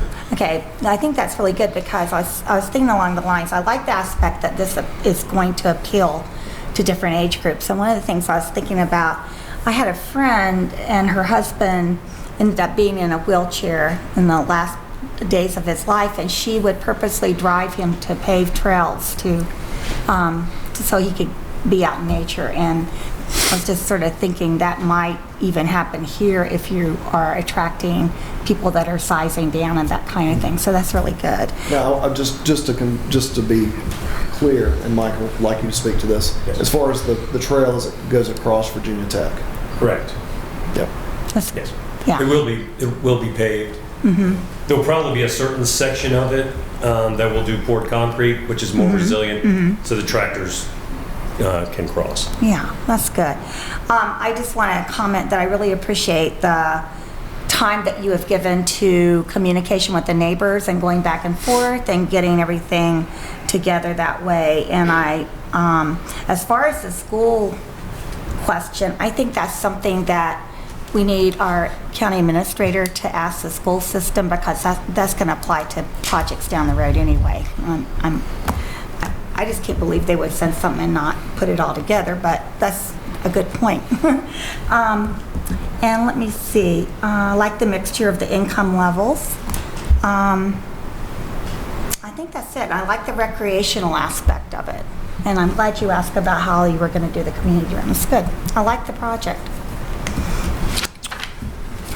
Supervisor Blevins. Yes, is there, and I like the idea of that diversity of being able to accommodate, because of course housing is a huge issue with our growth of our county. Could you tell me an estimate of the price range from the townhouses to the more nicer homes? What type of price range are we looking at? Hello, I forgot to introduce myself earlier. I'm Todd Robertson, Estates and Homes. I'll speak to that question. You know, we look at our townhomes, we expect them to be in the upper 200s. Our villas, which are the attached product with 2-story homes, they also, generally speaking, have first floor master bedrooms, so they're very much geared toward more of a empty nester type buyer. We would expect for them to be in they'll start in the low 300s, and then our single family homes would start in the upper 300s. Very good. And also, and that would all types of families, retired people, retirees, and things of that nature. And you said that they will all have homeowners, HMOs, or yes, just there'll be a homeowners association for it that's inclusive of the whole neighborhood. Okay. All right. Yeah. Thank you. Supervisor King. No questions. Thank you. Vice Chair. I want to thank you. It's been a pleasure to be the liaison with the Planning Commission and see you go through the process.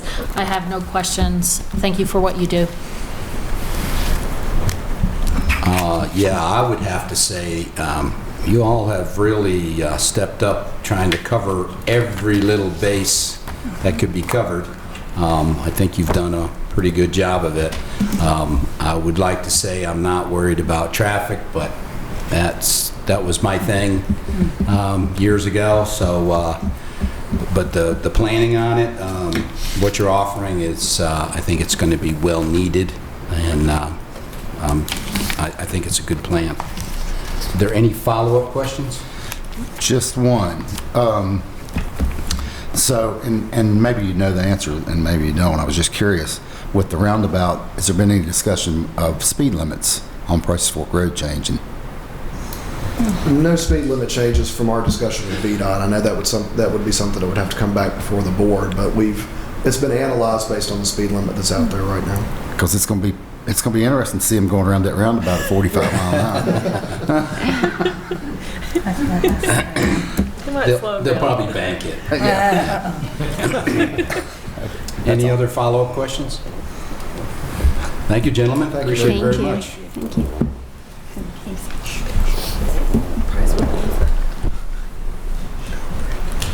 It is a public address, so if anybody else wants to, or a public hearing, so if anybody else wants to address the board on this issue, if you'd like, you're breaking in the middle of the public hearing.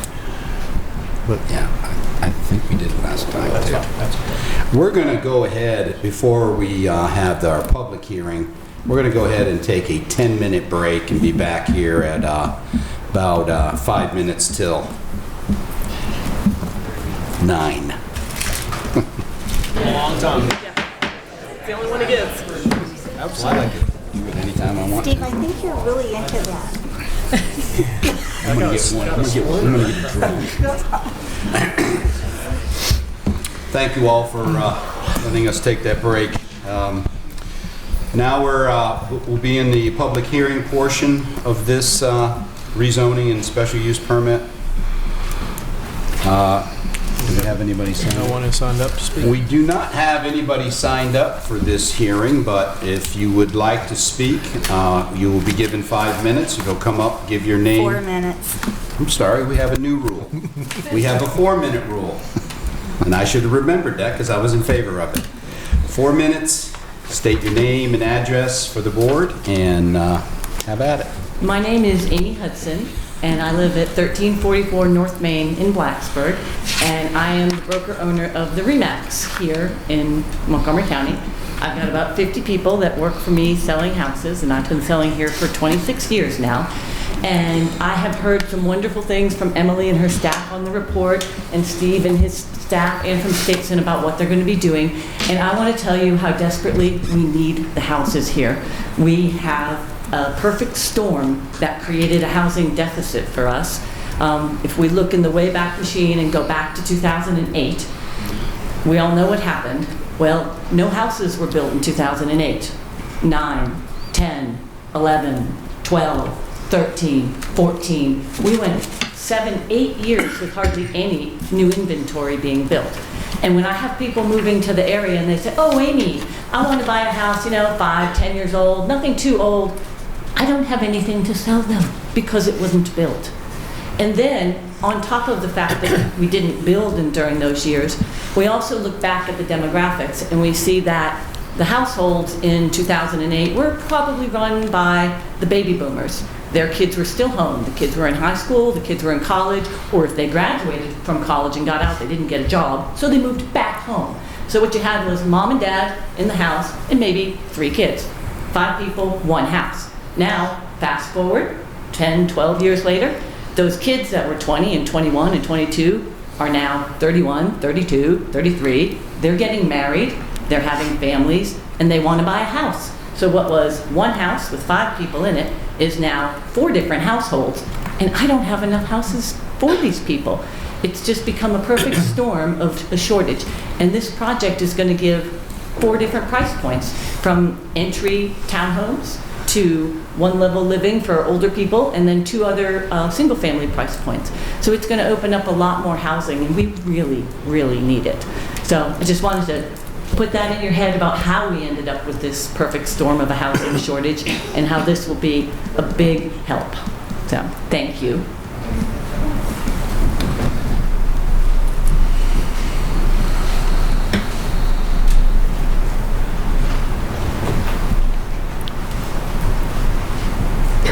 Hello, I'm Carrie Champagne, 2284 Scenic Ridge Circle. I'm actually in the Kips Farm Development. We moved here about 6 years ago, and I currently am a professor at the Virginia College of Osteopathic Medicine and the chief of staff at Lewis Gale Montgomery. And the reason that's important is because one of my jobs is to recruit and retain educators, physicians, and nurses. Blacksburg is a great town. We always get all these awards for best place to live. We have great public schools. We actually have 4 kids in the public schools, and we live in a college town. And so it seems like a no-brainer for people. But the problem is we cannot retain our residents. We can't retain our primary care docs. We can't bring new people to the area. We hear the same thing when I talk to people in the Blacksburg Professionals group. They have a hard time getting people in the area. And the biggest thing is the lack of affordable housing, especially housing for those that want to buy a house that's less than $500,000. So that's people that have just started in the profession, and again, as we talked about, that's people that are retiring. We also have people from the surrounding areas that want to move into Blacksburg, but again, they just can't afford it and there isn't any housing. If we could bring professionals and educators and healthcare workers into the community, that benefits us as a community. It benefits Virginia Tech, the research. So there's multiple reasons we want to bring these patients here. The market is so competitive that when we were actually looking to move last year, I would get text messages, hey Carrie, so-and-so is gonna put their house up for sale. Hurry up and look. If today you wanted to buy a house in Blacksburg, that's 3 bedrooms, less than $500,000, you have 2 choices. If you'd like a townhome, there's 9. So we really, really need this development in our community. This is also a great location. As someone that moved here and was out in the forest originally and wanted to get into town, it's close to the schools, it's close to activities, and for people coming in the area, especially for physicians and nurses, it's easy to access in the winter, which is a huge issue for a lot of the houses that are way out in the county. So thank you. Is there anyone else that would like to speak? Come on up. You have 4 minutes. State your name and address. My name is Brian Wanarina, 6402 Teeth the Dog in Radford. But I am a realtor in Blacksburg as well. And I want to echo what these ladies just said, that we need this housing and we need it bad. I'm working with several companies in the area, tech companies, that are trying to recruit top talent to build world-class companies. And I speak to these CEOs and leaders of these companies, and I ask them, what's your #1 hurdle in recruiting this talent? And they tell me housing. So, we need it, and we need it now. So I think this project is just a piece of the puzzle, but it's a very important piece. And Estates and Homes is going to build a quality product. I live in one as well. And I think this development is much needed. So I'm not going to take any more time. Thank you very much. Is there anyone else who would like to come up and speak? Seeing no one come forward, we'll close this portion of the hearing. Chair? Next we have... Chair? Sorry? Right over here. Yes, sir. One more? Sure, come on up.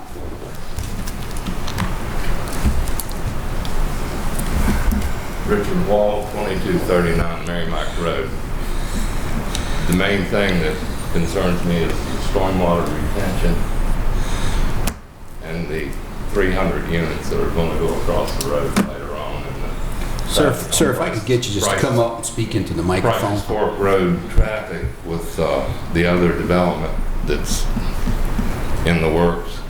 But the stormwater retention, I'd like to know how that's going to be handled. Where the main, how you're going to deal with that.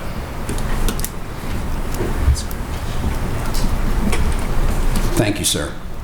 Is that something you would want to take right now, Mr. Simonis? So what we've got, and I don't have the presentation here in front of me, if you look at one of our overall master plans, we've got several areas that we've called out for future stormwater management areas. Oh, thank you. So, sorry, it's actually color coded. It's helpful. Thank you. I lost my. So I have to follow my hand up here. So we've got a stormwater area, a stormwater management area plan for this area. We've got one down here. We've got one here. We've got one here. We've got one here, and we'll have one along this property line as well. The property it is rolling. It's got several different drainage basins that go through it. The county, your county engineering department is very good and very thorough in the review of our stormwater management plans. So we will have to meet all the county requirements and the state requirements to not release any more water that's going off the property right now, and to do so with the new regs that were passed a few years ago, to do so in a way that will not create any erosion downstream as well. So the county engineering staff has already looked at, we haven't provided calculations yet, but has looked at those areas as part of their overall review of the rezoning request itself. And we feel very confident we'll be able to meet the standards set by the county and the state. Thank you for answering that. Do we have anybody else want to come up to speak? All right, we are now closing this hearing. We will now start into our public address. This is an opportunity where the Board of Supervisors allows citizens to present comments on issues deserving their attention during public address at each meeting. If you wish to speak, please observe the policies that we've set forward, which is 4 minutes. State your name and address. Seeing no one come forward, we are closing public address. We have addendum. No addendum this evening, sir. We have no addendum. All right, items of consent. I'll move the consent agenda. Second. All right, we have a motion and a second. Madam Secretary, please call the roll. Ms. Biggs? Aye. Mr. Motts? Aye. Mr. Shepherd? Aye. Ms. Blevins? Aye. Mr. King? Aye. Ms. Bag? Aye. Chair Kachikowski? Aye. 7 ayes. You still got this piece of paper. A lot of paper. You do have a lot of paper in here. Okay, well, now we're going to go into our work session. Mr. Chair and board members, our work session this evening, we need a motion and a second on the work session, sorry. Do we have a motion to So go into moved. work? Thank you. Second. And a second. Madam Secretary, please call the roll. Mr. Motts? Aye. Mr. Shepherd? Aye. Ms. Blevins? Aye. Mr. King? Aye. Ms. Bag? Aye. Ms. Biggs? Aye. Chair Kachikowski? Aye. 7 ayes. Thank you. Now Now we are. I'm so excited to hear the revenue projections. I can't wait. Board members, we do have Mark Magruder, our county's budget manager, is with us this evening to give us a preview of the revenue estimates for the upcoming fiscal year. I do want to reiterate as Mark comes forward and Angie hands out the presentation that this is just the revenue side of the picture. We have not yet delved into the expenditure side. That's what we'll be working on between now and the budget presentation the first part of March. So, Mark, I'll turn it over to you, sir. Okay.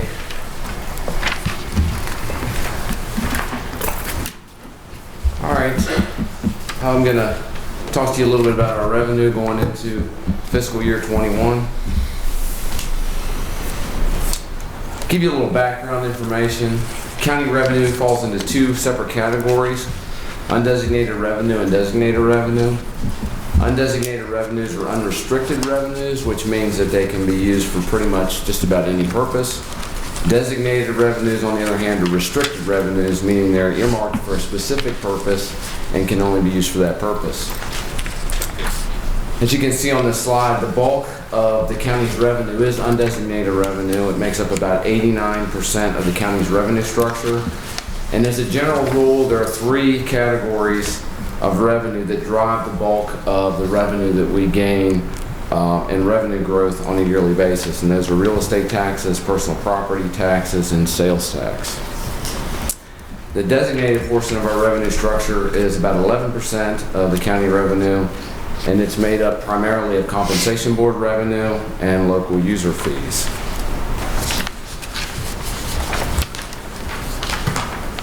I'm going to talk a little bit about some changes that have occurred since 2008. 2008 was an important year because that was the year that we went into a recession, the last recession. And so every year since then, the revenue structure has gotten more and more lopsided in the sense that there's more and more undesignated revenue in our revenue structure. So in 2008, the undesignated revenue portion was about 80% of the revenue structure, and as you saw on the last slide, we're now at 89%. To give you some perspective, 2008 was the last year it was at 80%. In 2009, it went to 81%. By 2013, it was at 87%, and now we're at 89%. So what you're seeing is that the local revenues are basically outpacing what's happening at the state level, as basically the state level revenues have been flat. So the state is, in essence, force local governments to generate additional revenue in order to adequately fund public education, public safety, and our constitutional officers. Talk a little bit about our historical growth patterns. Historically, the county grows by about $2 million in revenue per year. Over the past 5 years, the county's actual undesignated revenue growth, net of any tax changes, has ranged from a low of 1.4 million to a high of 2.6 million, with the average being right at 2.1 million over the last 5 years. Now what I'm going to talk to you about is something different that I haven't really talked about too much in the past because this is the first year that's ever happened. Normally, our revenues trend pretty close to the estimates. And in the current year, that is not happening at all. We are well above trend just about in every category. So I'm going to go through and talk about what's going on, why it is happening, and what I think is going to happen kind of going into 21. Real estate value is up 15 million over estimates. That's going to provide an additional $100,000 in additional revenue over our estimates in 20. Delinquent collections are significantly higher due to the treasurer's collection efforts on delinquent taxes, and they're projected to provide 1.2 million in additional revenue over our current estimates in fiscal year 20. Personal property assessments are well above trend, with significant growth in motor vehicle valuation. We had a second strong year of motor vehicle value growth. We had additional heavy equipment that was added due to the Mountain Valley Pipeline. We had the expansion of 2 large companies that added significant machinery and tools equipment revenue into our picture.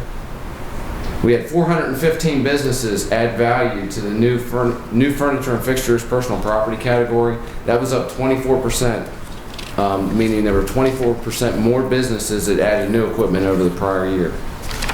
Just to give you an idea of what that means, in 1 year, we had 2 years worth of growth in personal property, which is not normal.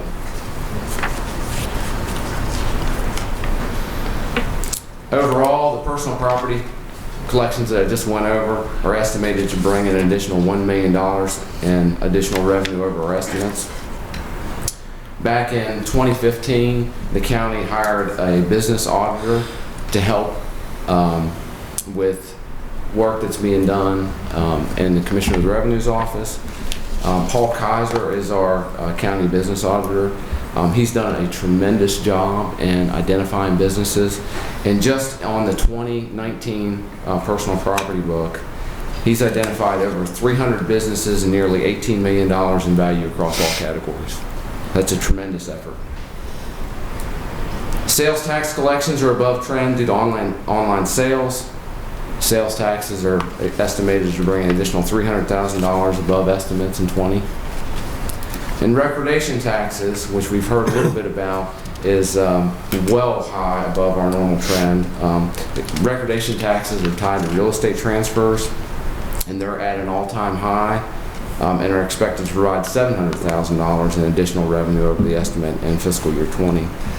We had a 36% increase in the number of real estate transfers from July through November of 2018 compared to July through November of 2019. So we had 916 transfers versus 676 the prior period.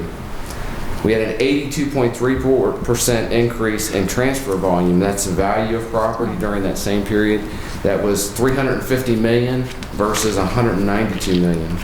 And the average sales price increased from $284,000 to $382,000. Public Service Corporation assessments increased due to the county's general reassessment, and they're estimated to provide $141,000 in additional revenue above the estimate in 20.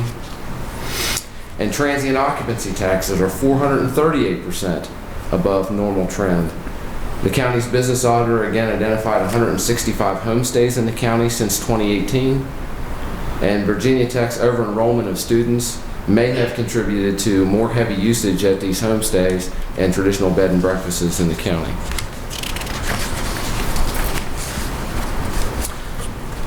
We're not the only ones that are experiencing above-trend growth. At the state, they are also reporting above-trend growth.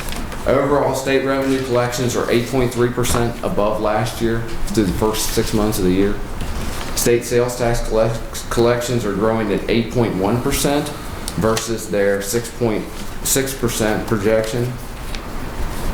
Recordation taxes are growing at 29% growth for fiscal year 20 versus their 13.2% projection. So again, we're seeing record growth, not just in Montgomery County, but across the state of Virginia. To give you an idea, if we meet the estimates that I'm seeing that I've just presented, we will be about 2.96% above last year's number. So we're not even half of what the state is doing. So, but we are well above trend. All right, so what does this look like going into our finishing out this fiscal year, in fiscal year 20? We're looking at, again, $100,000 in additional real estate collections, $1.2 million in additional delinquent collections, about $1 million in additional personal property collections, additional sales tax collections of $300,000, $700,000 in recordation taxes, about $100,000 in public service corporation taxes, and all other categories around $200,000 for a total projected additional revenue in fiscal year 20 of $3.6 million. What I would like to remind you is, again, that's a projection. That's where we sit right now based on what I'm seeing. So don't want you to spend money yet. Let's make sure we get it first. But I at least wanted you to know where we are right now. And this is, again, not normal. We are well above where we should normally be at this point.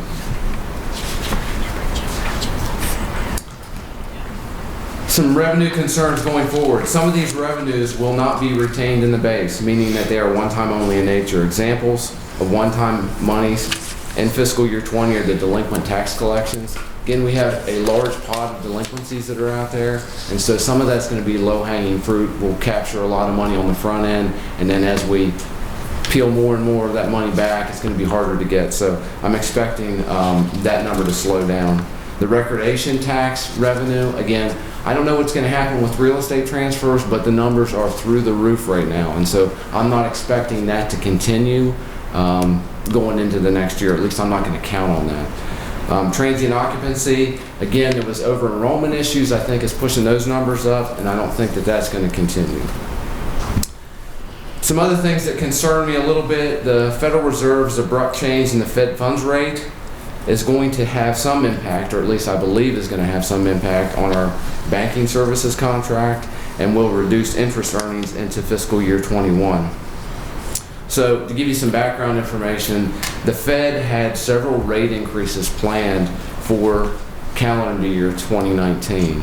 And instead of increasing the rates, they ended up decreasing the rates 3 times. So they basically wiped out all of the increases they made in the prior year when they had all these reductions. So currently, our banking services interest rate is 2.1%.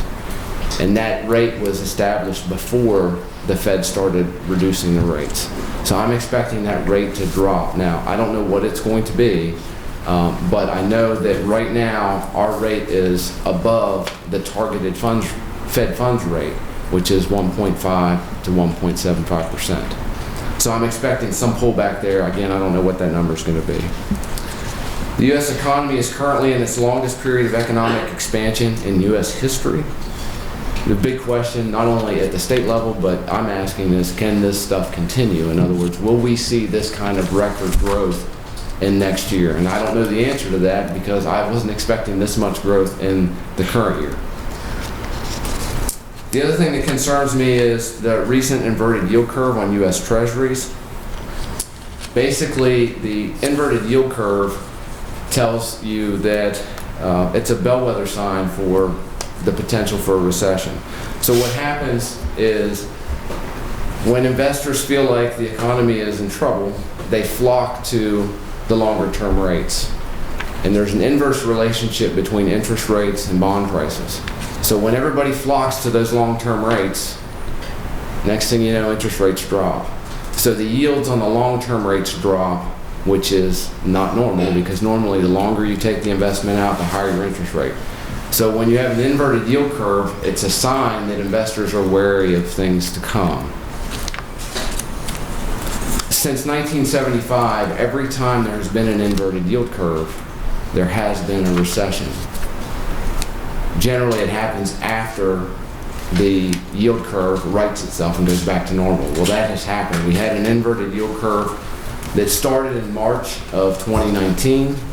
Then it re-inverted or went back to normal in October. Generally speaking, a recession hits somewhere around 12 to 15 months after that happens. I don't know if that's going to happen. I just know that there is a history of the last 40 years, or 44 years, that every time that has happened, there has been some sort of recession. So I'm concerned about, getting too far out in front of where our revenues are because we don't want to run into a recession, considering some of the signs that are out there that say, don't jump too far. So.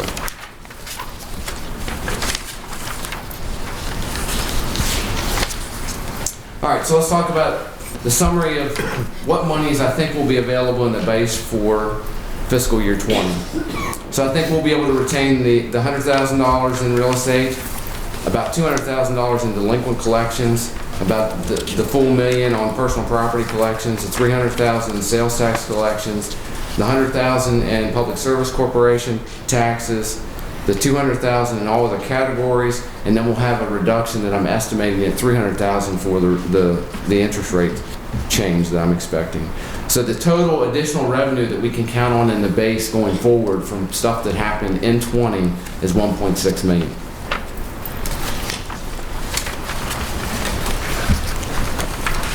As far as our estimate going into 21, that estimate is set right now at $3.6 million. Again, we normally grow around $2 million per year. We got 1.6 in the base. Add your $2 million on top of that, you're looking at 3.6 going into the next year. We're looking at $1 million in real estate, 1.4 million in personal property, 400,000 in other current other current property taxes, 600,000 in sales tax, 100,000 in public service corporation taxes, our delinquent taxes again at 200,000, all other categories at 200,000, and our reduction in interest earnings for 3.6 million going into fiscal year 21.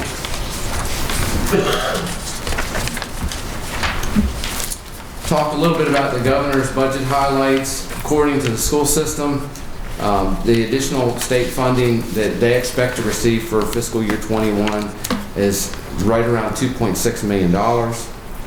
At this time, no additional state funding is expected from the state for county functions. And at this point, that completes my presentation. I'll be glad to entertain any questions you may have. Does anybody need to be treated for shock?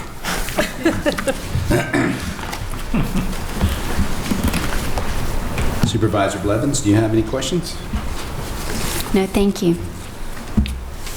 Supervisor King? No, thank you. Thank you for all that work, Go. We'll flip back over the other side. Supervisor Shepherd? No questions. I think we do have some shock, said then. Supervisor DeMons? Well, I don't really have any questions. I appreciate how careful and pragmatic you are in your approach. I think it would be very easy to get spun up in a lot of hope because you've got these kind of record-breaking projections or income amounts coming in. So I really appreciate how careful you are in looking at it. I think it protects us in the future. I know I say it often. We have an absolutely amazing staff in our finance department. Thank you so much for all that you do. And I just said this during our break to a couple of the folks in the audience. I'd much rather be dealing with the challenges of growth and the increase in revenues and where are we going to house these people than to be dealing with the challenges of a declining population. So this is exciting news. I think it means a lot for how we can plan for the future, but I do appreciate the caution that you use when you prepare this information for us. Supervisor Biggs? Well, I think it's very exciting because, this is one of the first times you've been able to actually come and tell us something like this, but it sort of parallels what April and I and Craig heard at the state level from Jim Regenball, who is very careful in his analysis and projections all the time.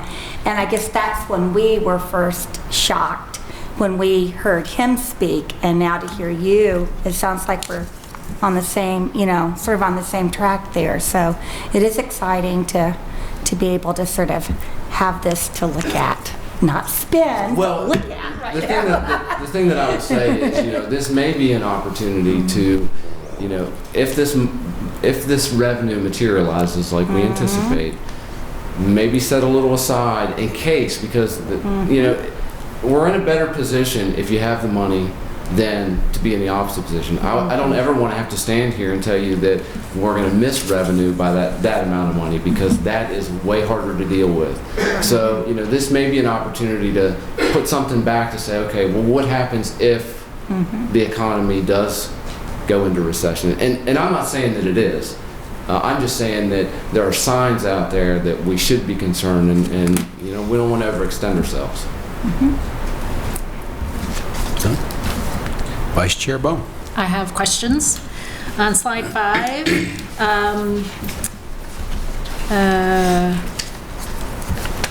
Mountain Valley Pipeline. Could you give me a rough estimate as to what that value is? $6 million. And my understanding is that if that revenue will be available for the current year and next year, but then will disappear. Okay. Now that $6 million is in value. Yeah. And what's the rate that that's taxed? It's $255. Okay. It's heavy equipment, and it's $255 per one. Perfect. On slide 6, online sales taxes. There's still a lot out there that we deserve. Isn't that true? To be honest with you, 2 years ago, I was having double-digit numbers coming in sales tax, and the only thing that I can attribute that to is right after the court case that had an impact on online sales, we started to see an influx, and so that hasn't stabilized yet for me to get a normal trend on it. So right now, those numbers are kind of all over the place. Right now, I'm trending a little over 3% in the current year. The state's projection is 2.6, I think, going into 21, and I'm running with what the state's number is going in, because there's no really way to know. I just know that the numbers over the last 10 years do not reflect what's happened in the last, 18 to 22 months. So I could be completely wrong, but my understanding is that the state is holding back some money that localities should be getting because they can't figure out all the money that the localities are getting, or at least that was the case a couple years ago. Do you think they straightened that out? I don't think that's still going on. I know that the monies that are being reported are coming through from online sales. And just to I know that the homes in this development, as well as the one across the street, and as well as Merrimack, won't be, up for sale for a little while. But once they do come on, 400 homes, 300 homes, however many homes on Merrimack, that's a lot of recordation taxes too, right? Yeah, I mean, part of this is, as far as recordations, it's number of actual transactions that are occurring. So, the growth pattern going forward, one of the numbers that is fairly stable is our real estate, because, I work very closely with the county assessor, and so, I'm $100,000 over on a revenue that is, roughly 60 million. Okay, so that number is fairly tight as far as how close we are to that number. So that's not where I'm seeing the growth. The growth is in the number of transfers of existing properties as far as recordation is concerned. We utilize building permit information to put the projection going into the next year, so we have an anticipated number of new things that are going to go online based on what was issued on a building permit and where construction is going. So we have a fairly good idea of what's going to happen now. I mean, some things can speed up, some things can slow down, but we have a fairly good idea of what's going to happen as far as the real estate revenue numbers. As far as recordation, that number isn't about new construction as much as it is about people buying and selling existing homes all over the place in the county. Okay, I see. Thank you. Slide 9, which is that $3.6 million, and you told us not to use it, not to think about spending it. Not yet. Could we think about spending half of it? That would be up for the board to decide. Mhm. What I would say is, this is a projected number right now. I would wait till we, know that it's going to happen before we decide how we're going to spend the money. Could this revenue be used to, it might be apples and oranges here, the debt service level, right? We're right at the limit that we want to be at. But, $3-4 million makes a big difference, would potentially pull us away from the limit, maybe. Well, you could Is that certainly something? cash fund capital projects versus using debt. I see. Okay, I got you.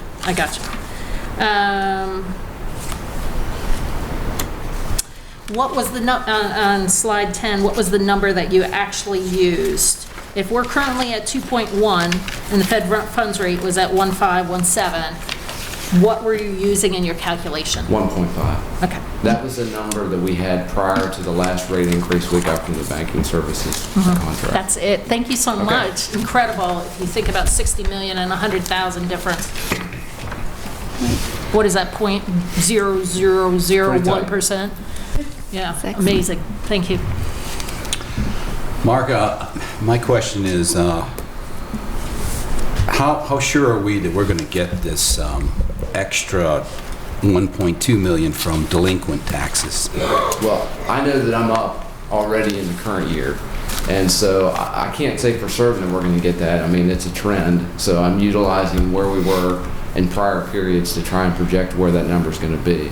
And the treasurer has a future tax sale scheduled as well. She's very aggressively going after those revenues. And so a lot of these numbers come from the treasurer herself? Well, I mean, as far as the delinquencies, I mean, she's collecting those delinquencies. And so, I mean, as they get reported, then I'm looking at how much is coming in relative to where we were at prior periods. The problem with that is I'm looking, we have new efforts. And so these new efforts weren't in play in prior years. So it's hard for me to project what's going to happen when we're utilizing new strategies that we've never used before. So I'm fairly confident that we're going to be at 3.6 at the end of this year.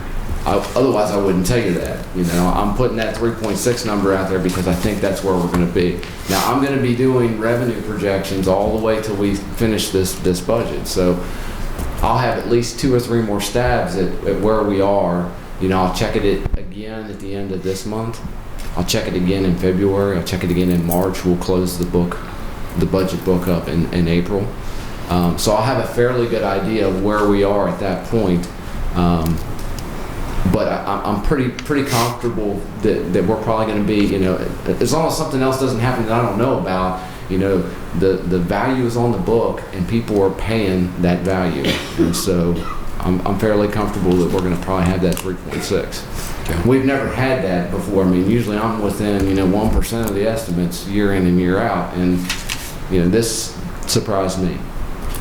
Well, I certainly do appreciate you bringing your revenue concerns for the future to us because that really feeds the pessimist side of me. And I could see that if we're not careful, we could get ourselves in a bind, which we definitely don't want to do. Since 2008, we've been maybe struggling is a bad choice of words, but it just seems like we've put off and not been able to do things for our own employees, and things just been tougher. And we don't want to look at this as some kind of a pot of gold, so we definitely need to be careful on that. Does anybody have any follow-up questions for Mark? I had just one thing. Okay, go ahead. Just to your question, I actually have had the opportunity to meet with our treasurer, Ms. St. Clair, about the collection strategies that she's employing. There were a few years prior to her being in that role that there were a lot of leftover collections, and so when Mark talked about some of these are kind of easy to collect, she is really aggressively pursued a strategy within her office since arriving in that position to clean up the books and collect things moving forward. So I think she's doing a pretty amazing job, and I know that she's really been working very hard on that. I believe I can recall a example of that earlier in 2019. So, thank you, Mark. Appreciate it very much. You really sharpened your pencil today. All right. That's the end of work session. Do we have a motion to come out of work session? So moved.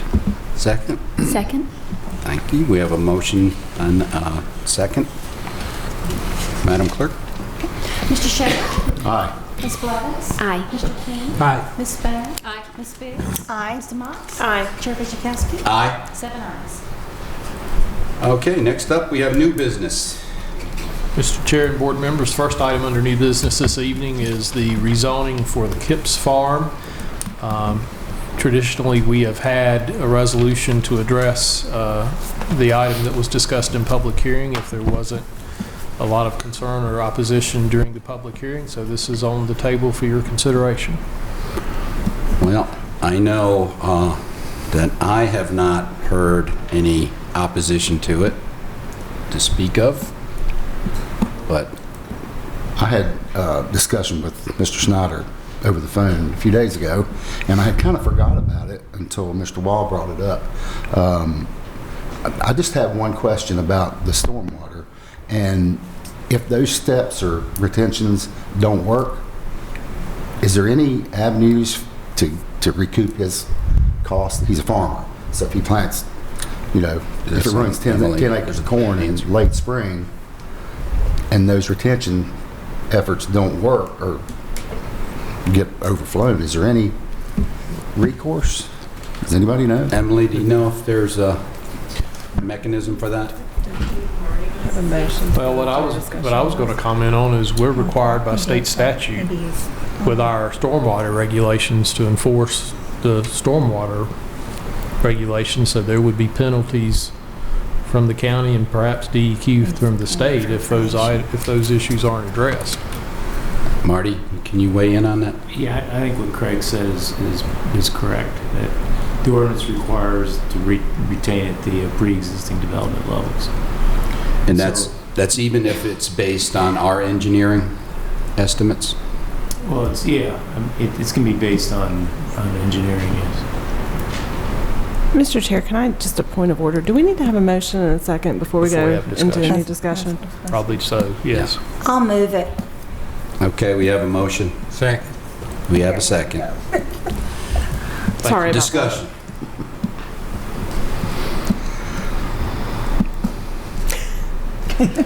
Thank you, Supervisor Demots.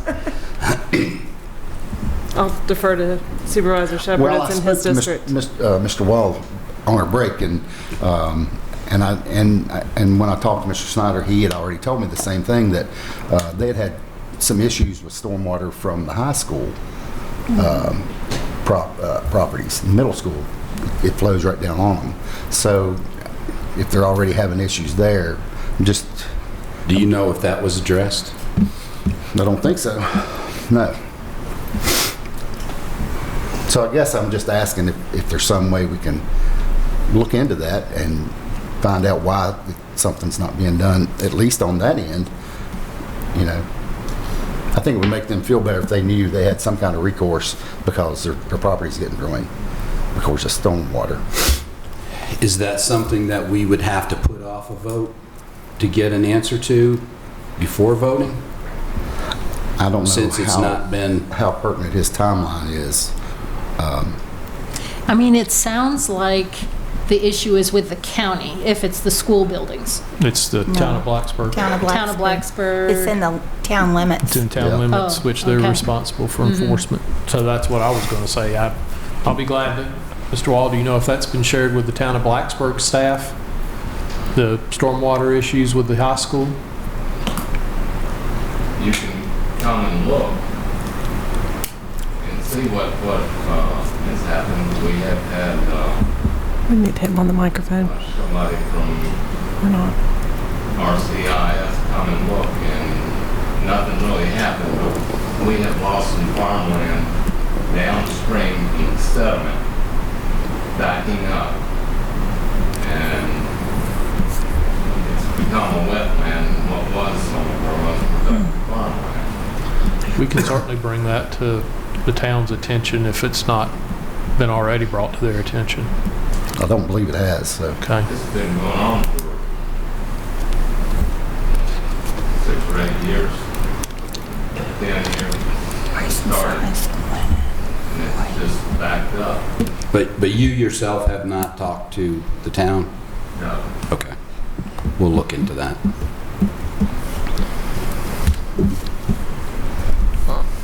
I don't know. I'm okay to vote with, as long as I know. I mean, we have some kind of recourse. Is there any more discussion? I'd like to say something.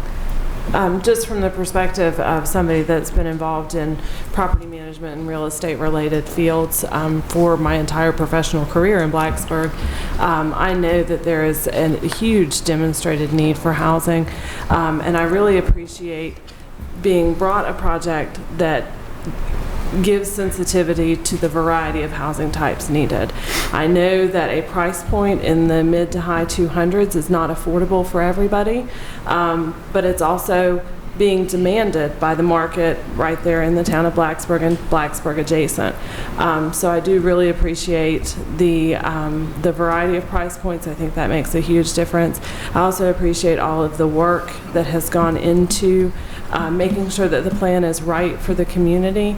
And I just wanted to speak to the number of letters of support that I have personally received for this project. I haven't heard any detractors from the project per se. And what I'm hearing is from many voices in the community that this is really, really needed, and that the lack of housing is impacting our ability to grow as a region. So thank you very much for bringing this forward for us, and for the quality of the project. And I wanted to say too, I think it's a good project, and Mr. Snyder and the associates have been really good to work with. I've discussed some issues that I've had with them several times, and they've addressed those issues. So I'm not knocking it. I just want to make sure we don't hurt anybody downstream. No, that's understandable. Anyone else? I just would like to say it's a community-oriented. I love the trails that are going to connect, the connecting with the school so you can have pedestrian traffic there, and all price points. I think that's great, and we've just heard over again the need for housing and to bring professionals here and to keep them here, and so I think it would be a great project and be a great asset to the county. Well, I'd like to add to the conversation that when it comes to stormwater, I know that was an issue at last year's VACO conference and a meeting that I was in, and we've come a long way since 2008 when it comes to stormwater, and I think the state has tightened up to the point where a lot of these issues that Mr. Wall is facing should be fixed by now, but it's definitely something that we would want to look into, because to bring something good to the county, you don't want to destroy something good. You want, there's no reason why it can't all work out. So I'd like to also commend Snyder and Associates and States and Home for the quality of product that you've brought to the community already, and the assurance or the confidence that we believe you'll continue that type of quality moving forward, and that really allows us to have some sense of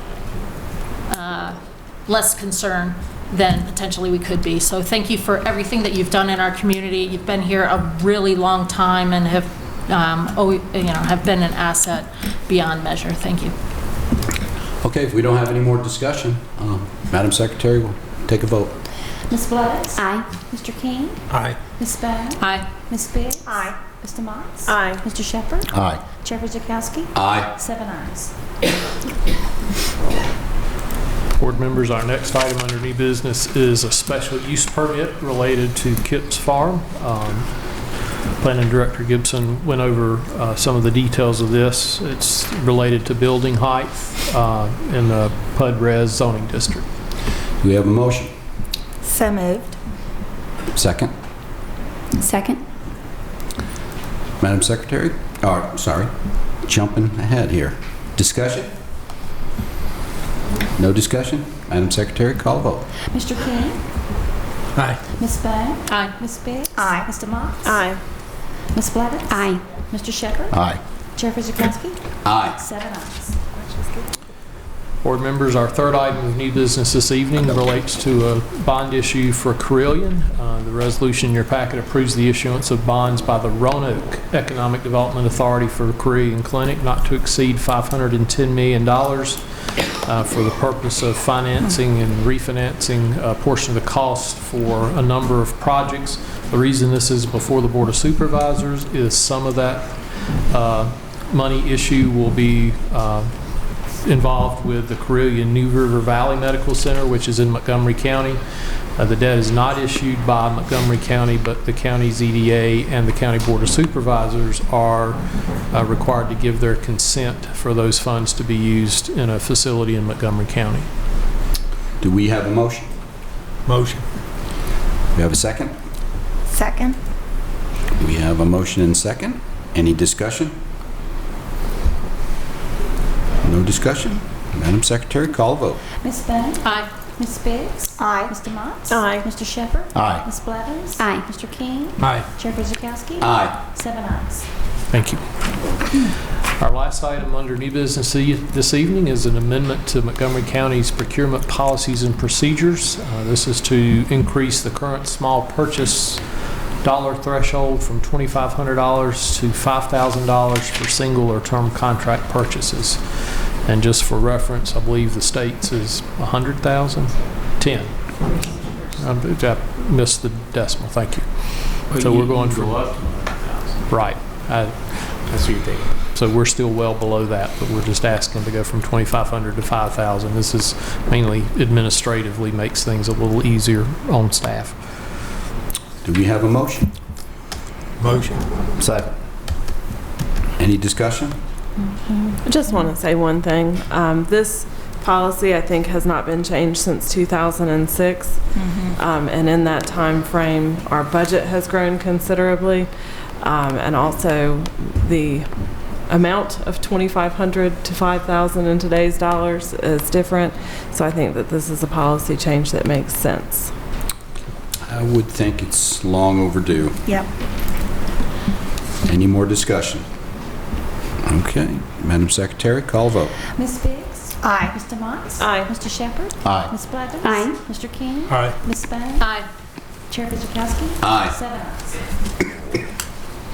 Okay, we come to the fun part of the night. The county attorney's report. Ooh. Mr. Chair, no comment. No comment or no report? All right, county administrator.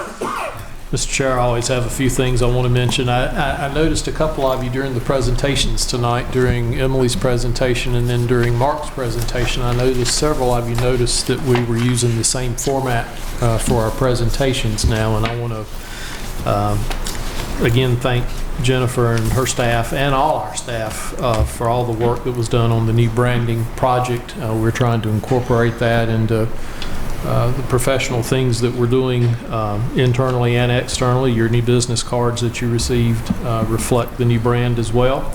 Also, as a thank you to our employees for their input and support during the branding project, we provided t-shirts to all our employees with the new brand on it. We've heard tons and tons and tons of positive comments about that. And I just wanted to let you know, if you'd be interested in one of those shirts, please see Jennifer. She has one for you as well.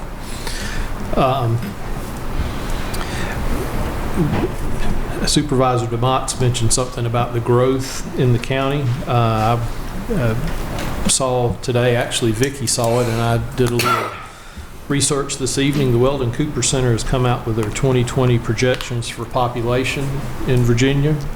Montgomery County is 100,746. We are the largest county in Western Virginia, and if we had 145 more people, we would be the largest locality in Western Virginia. The only locality west of Albemarle, if you draw a line through Albemarle County west, the only locality larger than us is Roanoke City at 100,891. In comparison, we're at 100,746. Roanoke County has declined to 94,145. So we are moving on past Roanoke County. Does that mean the compensation board will adjust up? That's correct. Yay. Was that already taken into consideration with Mark's? Well, no, that will. You know, I'm not sure. Does it take effect the year after? We'll have to look into exactly when that happens. I know 100,000 is the trigger, and we have now been told we have passed that trigger, so we'll find out when that becomes effective.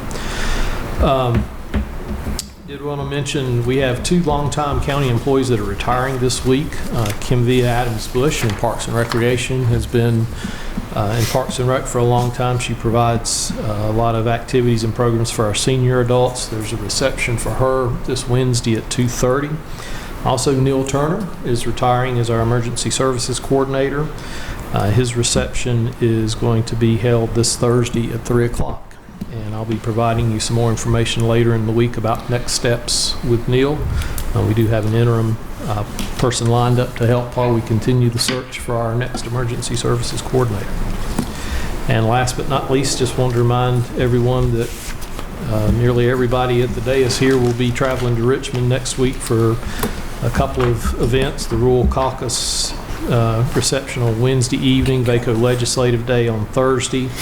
And then I think there's a couple of events on Friday morning as well, so we'll all be heading out to Richmond next week. That's all I have.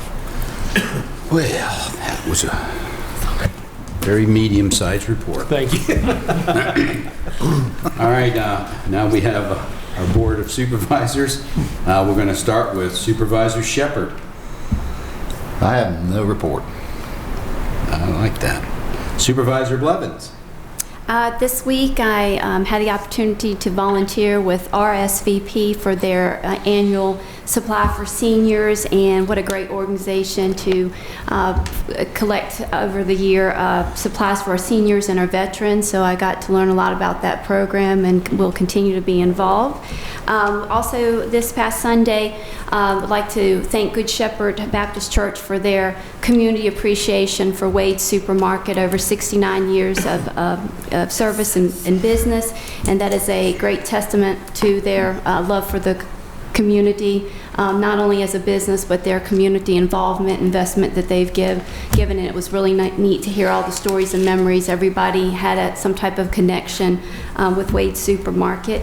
And on just a personal note, Mr. Neil Turner and I have worked professionally. He's a good friend of mine, and I just want to wish him the best of retirement. And I know he has great things that he will continue to do, and I appreciate all of his service for our county. Supervisor King. Got a short one. Just want to remind people, Saturday from 4 to 7, Rhino Fire Department is having their oyster or turkey fundraiser for the year. And just want to elaborate on Neil Turner. He had 13 years with the Sheriff's Department, 16 years as Emergency Service Coordinator, and get ready, 42 years with Christiansburg Rescue. I know me and Neil's had several talks and all, but I know I said this before, but not about Neil, so bless his heart. We can put somebody in Neil's seat, but we can't replace him. It's very true. Yeah.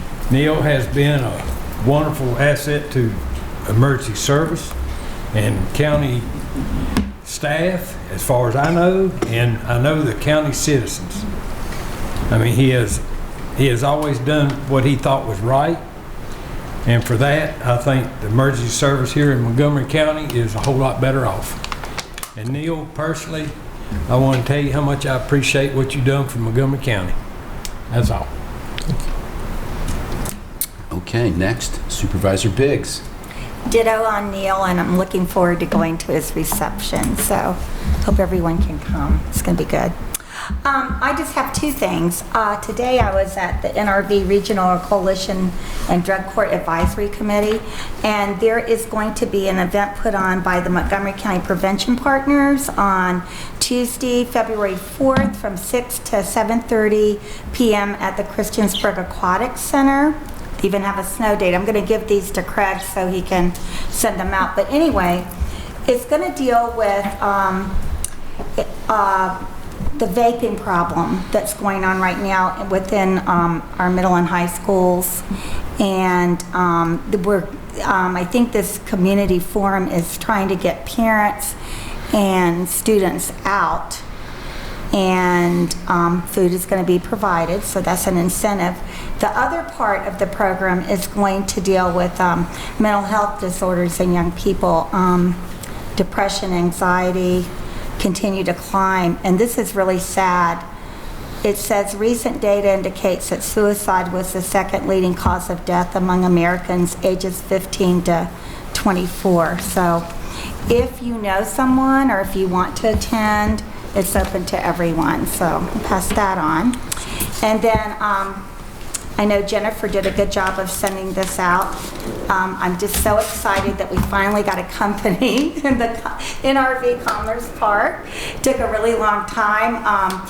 You know, we had Red Sun Farms there, but it's taken a long time to get our second company. And so we had a big celebration over at New River Community College last Tuesday. The company is Patton Logistics Group, and they're going to bring 33 new jobs and a $12 million investment.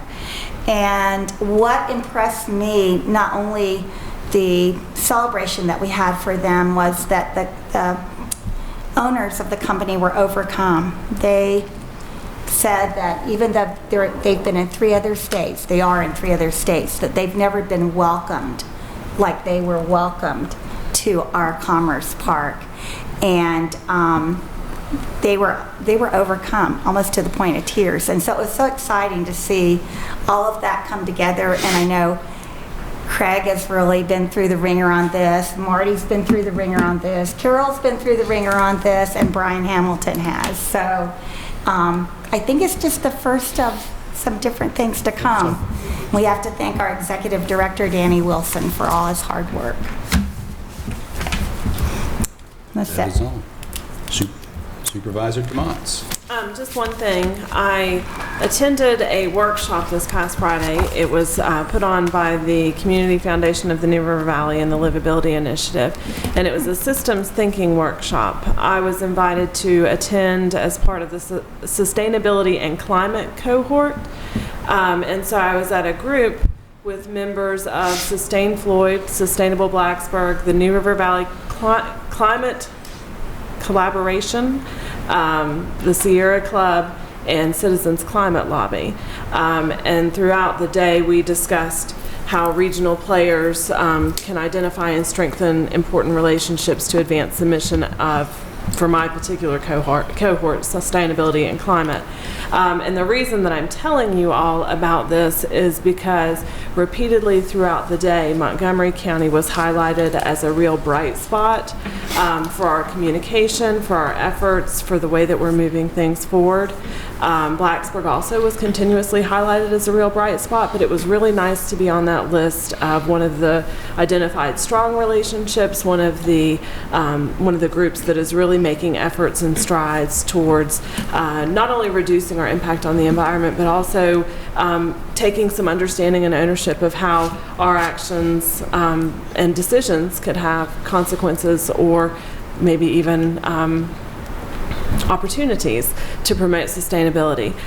So I thought that was very nice for this group of folks from throughout the New River Valley to recognize Montgomery County as a real star. And in that same vein, Vice Chair Bone brought up an idea to me that was something I was thinking about. We had talked about doing a community service project together, and Montgomery County has Bloomin' and Brooming on April 25th this year.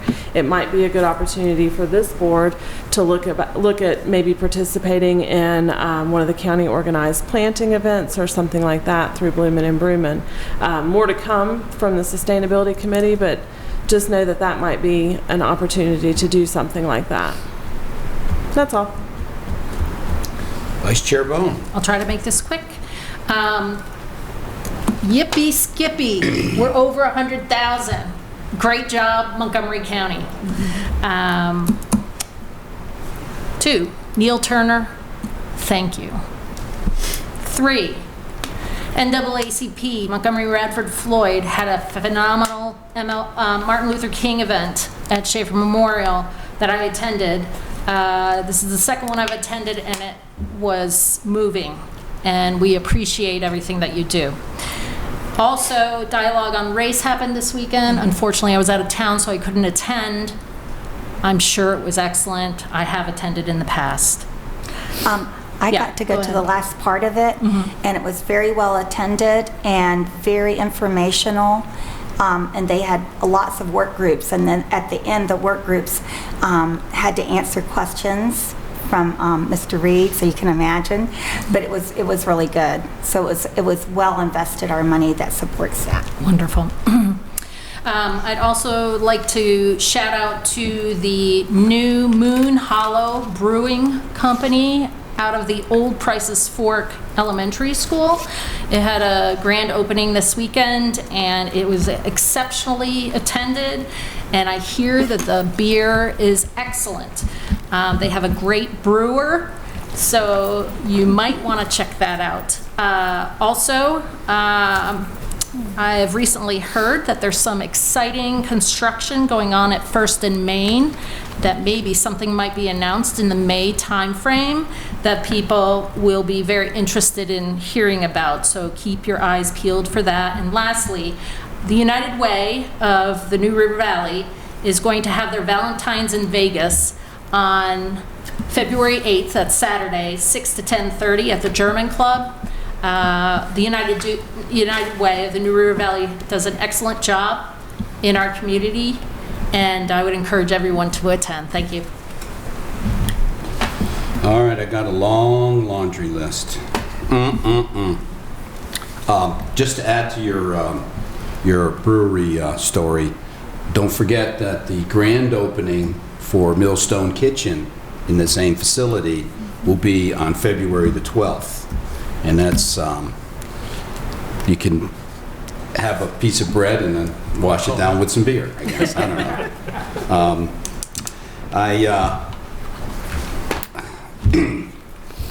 I am grateful to be here tonight because the way I felt yesterday, I didn't think I was going to make it. And I thought, well, that's pretty bad. You do a half of a board meeting and then you sick out the next one, but I made it, so. Yes, I am. I'm glad I am too. I think that the growth of the county is quite obvious. Gosh, we heard so much tonight, not just on this development that is moving forward, but on our population increase. I think it's a no-brainer that we are going to be growing very fast, and it gives us something to talk to the school board about, because I believe our last budget they turned down some extra money for capital projects, but I'll have to go back and look at that and see if that's true, because they may be needing to expand even more if we're going to grow at this rate. I just also wanted to thank Neil Turner. I believe that bum was here when I got here back in '82, and he's still hanging in there, and I'll never get your years of service, Neil, but I appreciate your heart and all you've done for the county. And with that, it's not a golden hammer, but we are adjourned.